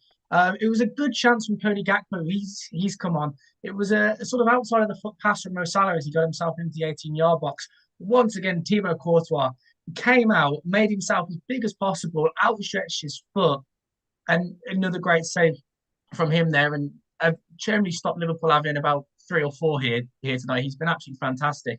On the flip side for Liverpool, Conor Bradley's been immense. He's not let Vinicius Junior had absolutely anything. For some reason, Conor Bradley loves playing against Real Madrid in the Champions League. He's been strong. He's got in tight. He's been firm in his challenges. It's been a fantastic defensive play from Liverpool. But on the flip side, been fantastic from Courtois as well. The big thing, though, Trent Alexander-Arnold is on the pitch. He came to a reception of boos when his number came up. He's not really affected the game much since he's come on. So we're into 3 minutes of 5 added on here. Liverpool lead 1-0. Liverpool look as though they're going to secure the points in the Champions League at home against Real Madrid. That'll be a big, big result for them. Talking of big results, well, it looks as though it's going to go the way of PSV tonight because another goal has gone in their game. Ethan. Yes, it is a 93rd minute equaliser for PSV. It is now Olympiacos 1, PSV 1. PSV barely even able to get a shot off in the second half. They have looked allergic to hitting it towards goal, but they had a free kick from deep. They put it in. Olympiacos got a foot to it, but it's fallen to Ricardo Pepi, the American, who just absolutely snatched at the chance and blasted it just towards goal however he could. And it managed to make it past the keeper. And that will almost definitely make it 1 point each for both of these two sides. Olympiacos will remain winless in the Champions League. An incredible end to this game, Will. 1-1 Olympiacos PSV, and it is just full time now, confirmed. There we go. So full time, Olympiacos 1, PSV 1. Olympiacos leading for so much of that game. PSV equalising almost with the last kick of the game to share the spoils. Okay, let's go back to the Championship because we didn't hear from Ben Lester in that game between Bristol City and Blackburn Rovers. Your full-time thoughts, Ben? Yes, so full time is here in Ashton Gate, and it finished Bristol City 0, Blackburn Wool 1 after a shot from Yuki Ohashi, which went in. Round up from today's game, Bristol very much had the chances to get an equaliser, but unfortunately either over the bar or straight at the keeper. Blackburn have been very good since after Sunday beating Leicester and now beating Bristol, who are now placed 7th place in the Championship. Blackburn moves up to the 18th spot, overtaking Oxford United. It's been a very, very slow second half after the first 10 minutes being Bristol's way, but Blackburn has held out City, and it ends Bristol City 0, Blackburn Rovers 1. Thank you very much to Ben. So that rounds up all the games in the Championship, bar one. The 8 o'clock kickoff, Coventry against Sheffield United. Sheffield United were puffing and panting and knocking on the door for an equaliser in added time. There has been a goal in added time, but has it gone the way of Sheffield United, Ewan? No, it hasn't, Will. Unfortunately, Coventry have wrapped up the game. It's Brandon Thomas Asante with a goal, but I think he was offside. The Sheffield United defence have stepped up as the ball was played, and it's found Haji Wright, and he had loads of space, and as he ran through on goal, he could have easily taken it himself, but instead selfishly swayed it across to Brandon Thomas Asante, who had the open net to make it 3-1. And as I'm speaking, it is full time here. It is Sheffield United, Coventry 3, Sheffield United 1 here at the CBS. Well, there you go. That is the way that it goes sometimes in football. When your luck's against you, when you're down at the bottom, sometimes the decisions don't go your way either. So those full-time results from the Championship, all confirmed now, all finished. Birmingham 4, Millwall 0, Bristol City 0, Blackburn 1, Charlton 1, West Brom 0, Derby 2, Hull 1, Ipswich 1, Watford 1. Ended 1-1 between Leicester and Middlesbrough. Oxford lost at home 3-0 to Stoke City. And as we just heard from Ewan, Coventry 3, Sheffield United 1. Let's go to the Champions League then, because the games have been finishing. In fact, just before that, looks as though there might be a little bit of late drama in the game between Atletico Madrid and Union Saint-Gilloise. Let's catch up with Hussefa, who might be able to give us a little bit more. Hussefa.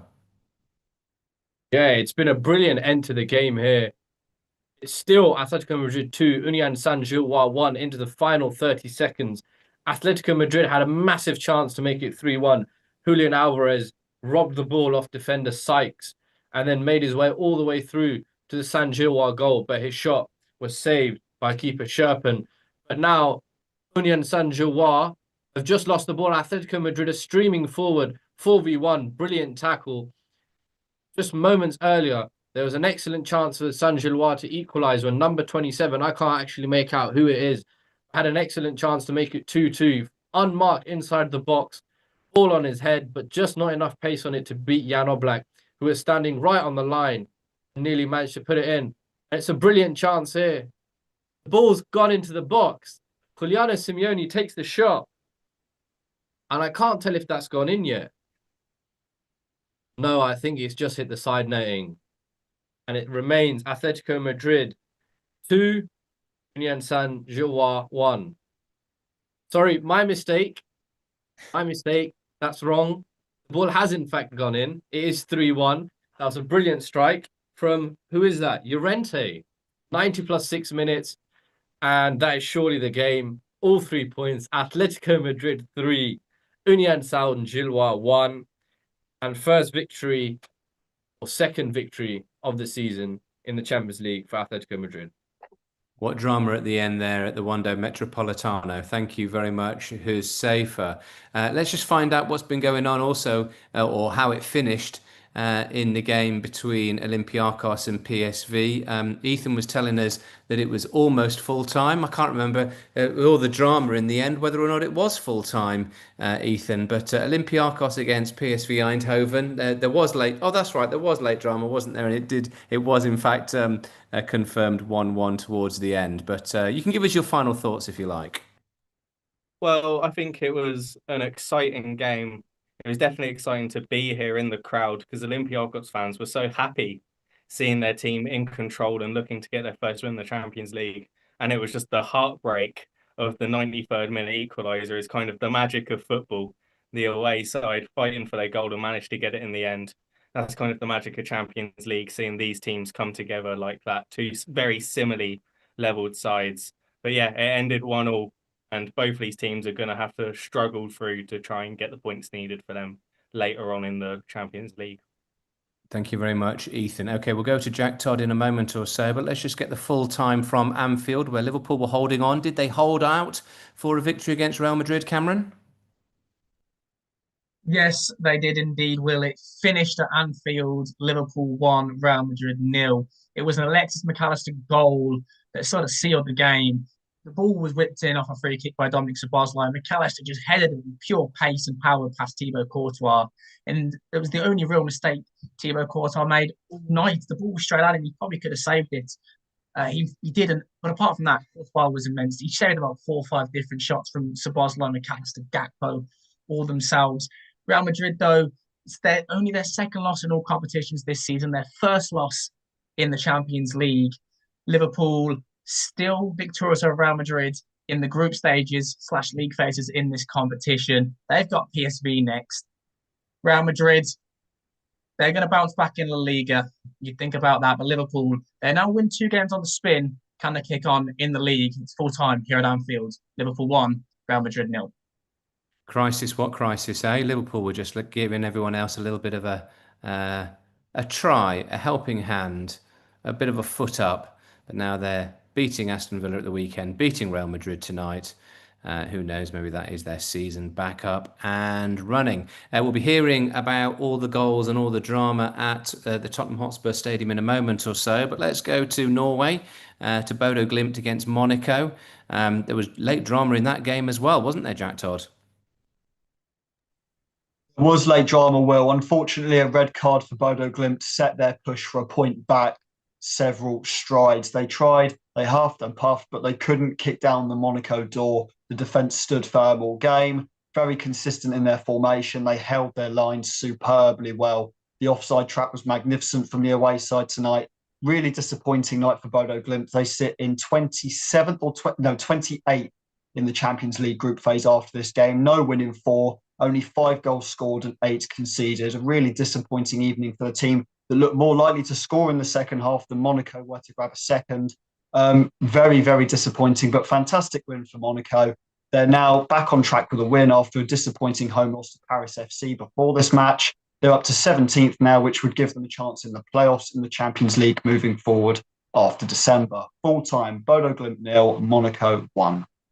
Thanks very much to Jack. So the points going to the French side. Only one game, talking of France still going in the Champions League. PSG rather, still playing against Bayern. We'll get that full time in a moment or so. But before we go there, let's try and dissect what went on at the Tottenham Hotspur Stadium tonight. Red cards, goals, missed penalties, the whole kit and caboodle. Ed Groves. Glory, glory, hallelujah, hallelujah rings out from the Tottenham Hotspur Stadium, and it seems that Tottenham's prayers have been answered tonight. After a disappointing result and performance at the weekend, there'll be no complaints after winning 4-0 tonight. The first was a great finish from Brennan Johnson, who did see red in the 57th minute. The second goal was the first Champions League goal for Wilson Odobert. That came in the 51st minute. Following the red card, you'd expect a drop-off in performance, but Mickey van der Ven decided to take matters into his own hands when he ran the whole length of the pitch before finishing brilliantly past Dominic Kotrowski. You'll not see a better goal than that for a long time. Substitute João Palhinha then sealed the deal after a brief VAR check. Richarlison had the chance to make it 5-0 from the penalty spot, but his effort smashed the under the side of the bar and was dealt with. Nevertheless, a fantastic night for Tottenham Hotspur at the Tottenham Hotspur Stadium, 4-0, and they move up to 7th in the group stage table. Who'd be a Spurs fan, eh? Dross at the weekend, delight on a Tuesday night, beg your pardon, and all is forgotten. Okie doke. Let's go then to the last game in the Champions League tonight. PSG against Bayern. Bayern were down to 10 men. They were leading. PSG pegged them back. How did it end, Melvin? Well, full time, it's 2-1 for Bayern. Bayern make their win streak 16 wins in a row, sorry. That's the most we've ever seen from a European team. Um, Truth be told, the second half was completely dominated from Paris. They went from just 6 shots in the first half to finishing on 25 shots. Manuel Neuer really stood out in the last few minutes of the game, making many crucial saves. Um, Obviously, Luis Diaz scored the 2 openers in the fourth and the 32nd minute, only to get sent off just before halftime on a really serious tackle on Hakimi. However, in the second half, near the 68th minute, we saw the substitute João Neves score a header, which gave Paris hope. And when I say the red card really affected Bayern, they had maybe 2 shots in the entire second half. Um, it was completely domination from Paris in the second half. But full time here, 2-1, as I said, Bayern keep their winning streak at 16 games, see if they can take that back in the league. That's all for me here. Thanks very much, Melvin. So drama at the end, but not quite enough drama for PSG to get any points against Bayern Munich tonight. So just recapping at 4 minutes past 10 this Tuesday evening, exactly what's gone on across the English football and European scene tonight. In the Championship, these are all full times. Birmingham 4, Millwall 0, Bristol City 0, Blackburn Rovers 1, Charlton Athletic 1, West Bromwich Albion 0, Derby County 2, Hull City 1, Ipswich Town 1, Watford 1, Leicester City 1, Middlesbrough 1, Oxford United 0, Stoke City 3, and Coventry City 3, Sheffield United 1. In League One, Rotherham United 2, Burton Albion 2. It also ended in the National League. Boreham Wood 1, Aldershot 0, Carlisle United 2, FC Halifax 0, Hartlepool 1, Morecambe 1, Rochdale against Scunthorpe was postponed. Yeovil lost at home to Wildston 2-0. In the National League South, FC Totton beat Maidenhead 2-1. Chippenham drew 2-2 with Salisbury. It ended Dorking 2, Enfield Town 1. Eastbourne Borough 1, Dagenham and Redbridge 2. Ebbsfleet 1, Maidstone 0. Hemel Hempstead stuck 3 past Western-super-Mare to win 3-0. Hornchurch 1, Chesham 1. Horsham FC 1, Dover 1. Slough lost 3-2 at home to Bath. Tonbridge 2, Chelmsford 4. In the Champions League group phase or league phase tonight, it ended earlier on tonight. Napoli 0, Frankfurt 0, and Slavia Prague 0, Arsenal 3. Atletico Madrid beat Union Saint-Gilloise 3-1. Bodo Glimt lost at home to Monaco by a goal to 0. Juventus 1, Sporting 1. Liverpool beat Real Madrid by a goal to 0 at home. Olympiacos drew with PSV 1-1 with a final minute goal from PSV tying things up. PSG lost at home to Bayern Munich by 2 goals to 1, and Tottenham Hotspur beat FC Copenhagen by 4 goals to 0. Hope you've enjoyed the coverage tonight here from Solent Sports News Midweek Live. Our reporters, Ben Lester, Nathan Williams, Cody Deadman, Zach Jackson, Josh Richardson, Ewan Minns, Josh Cole, Cameron Jarvis, Ed Groves, Melvin Armstrong, Ben Kilminster, Hussefa Yousafzai, Ethan Cook and Jack Todd. I've been your host, Will Cope.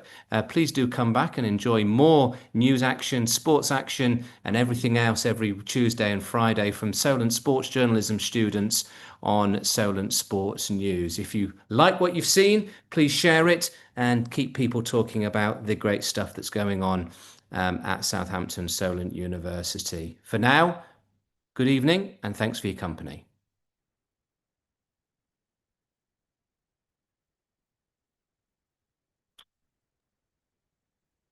Right, chaps. Very well done. Let's just end the stream. Hold on 2 ticks.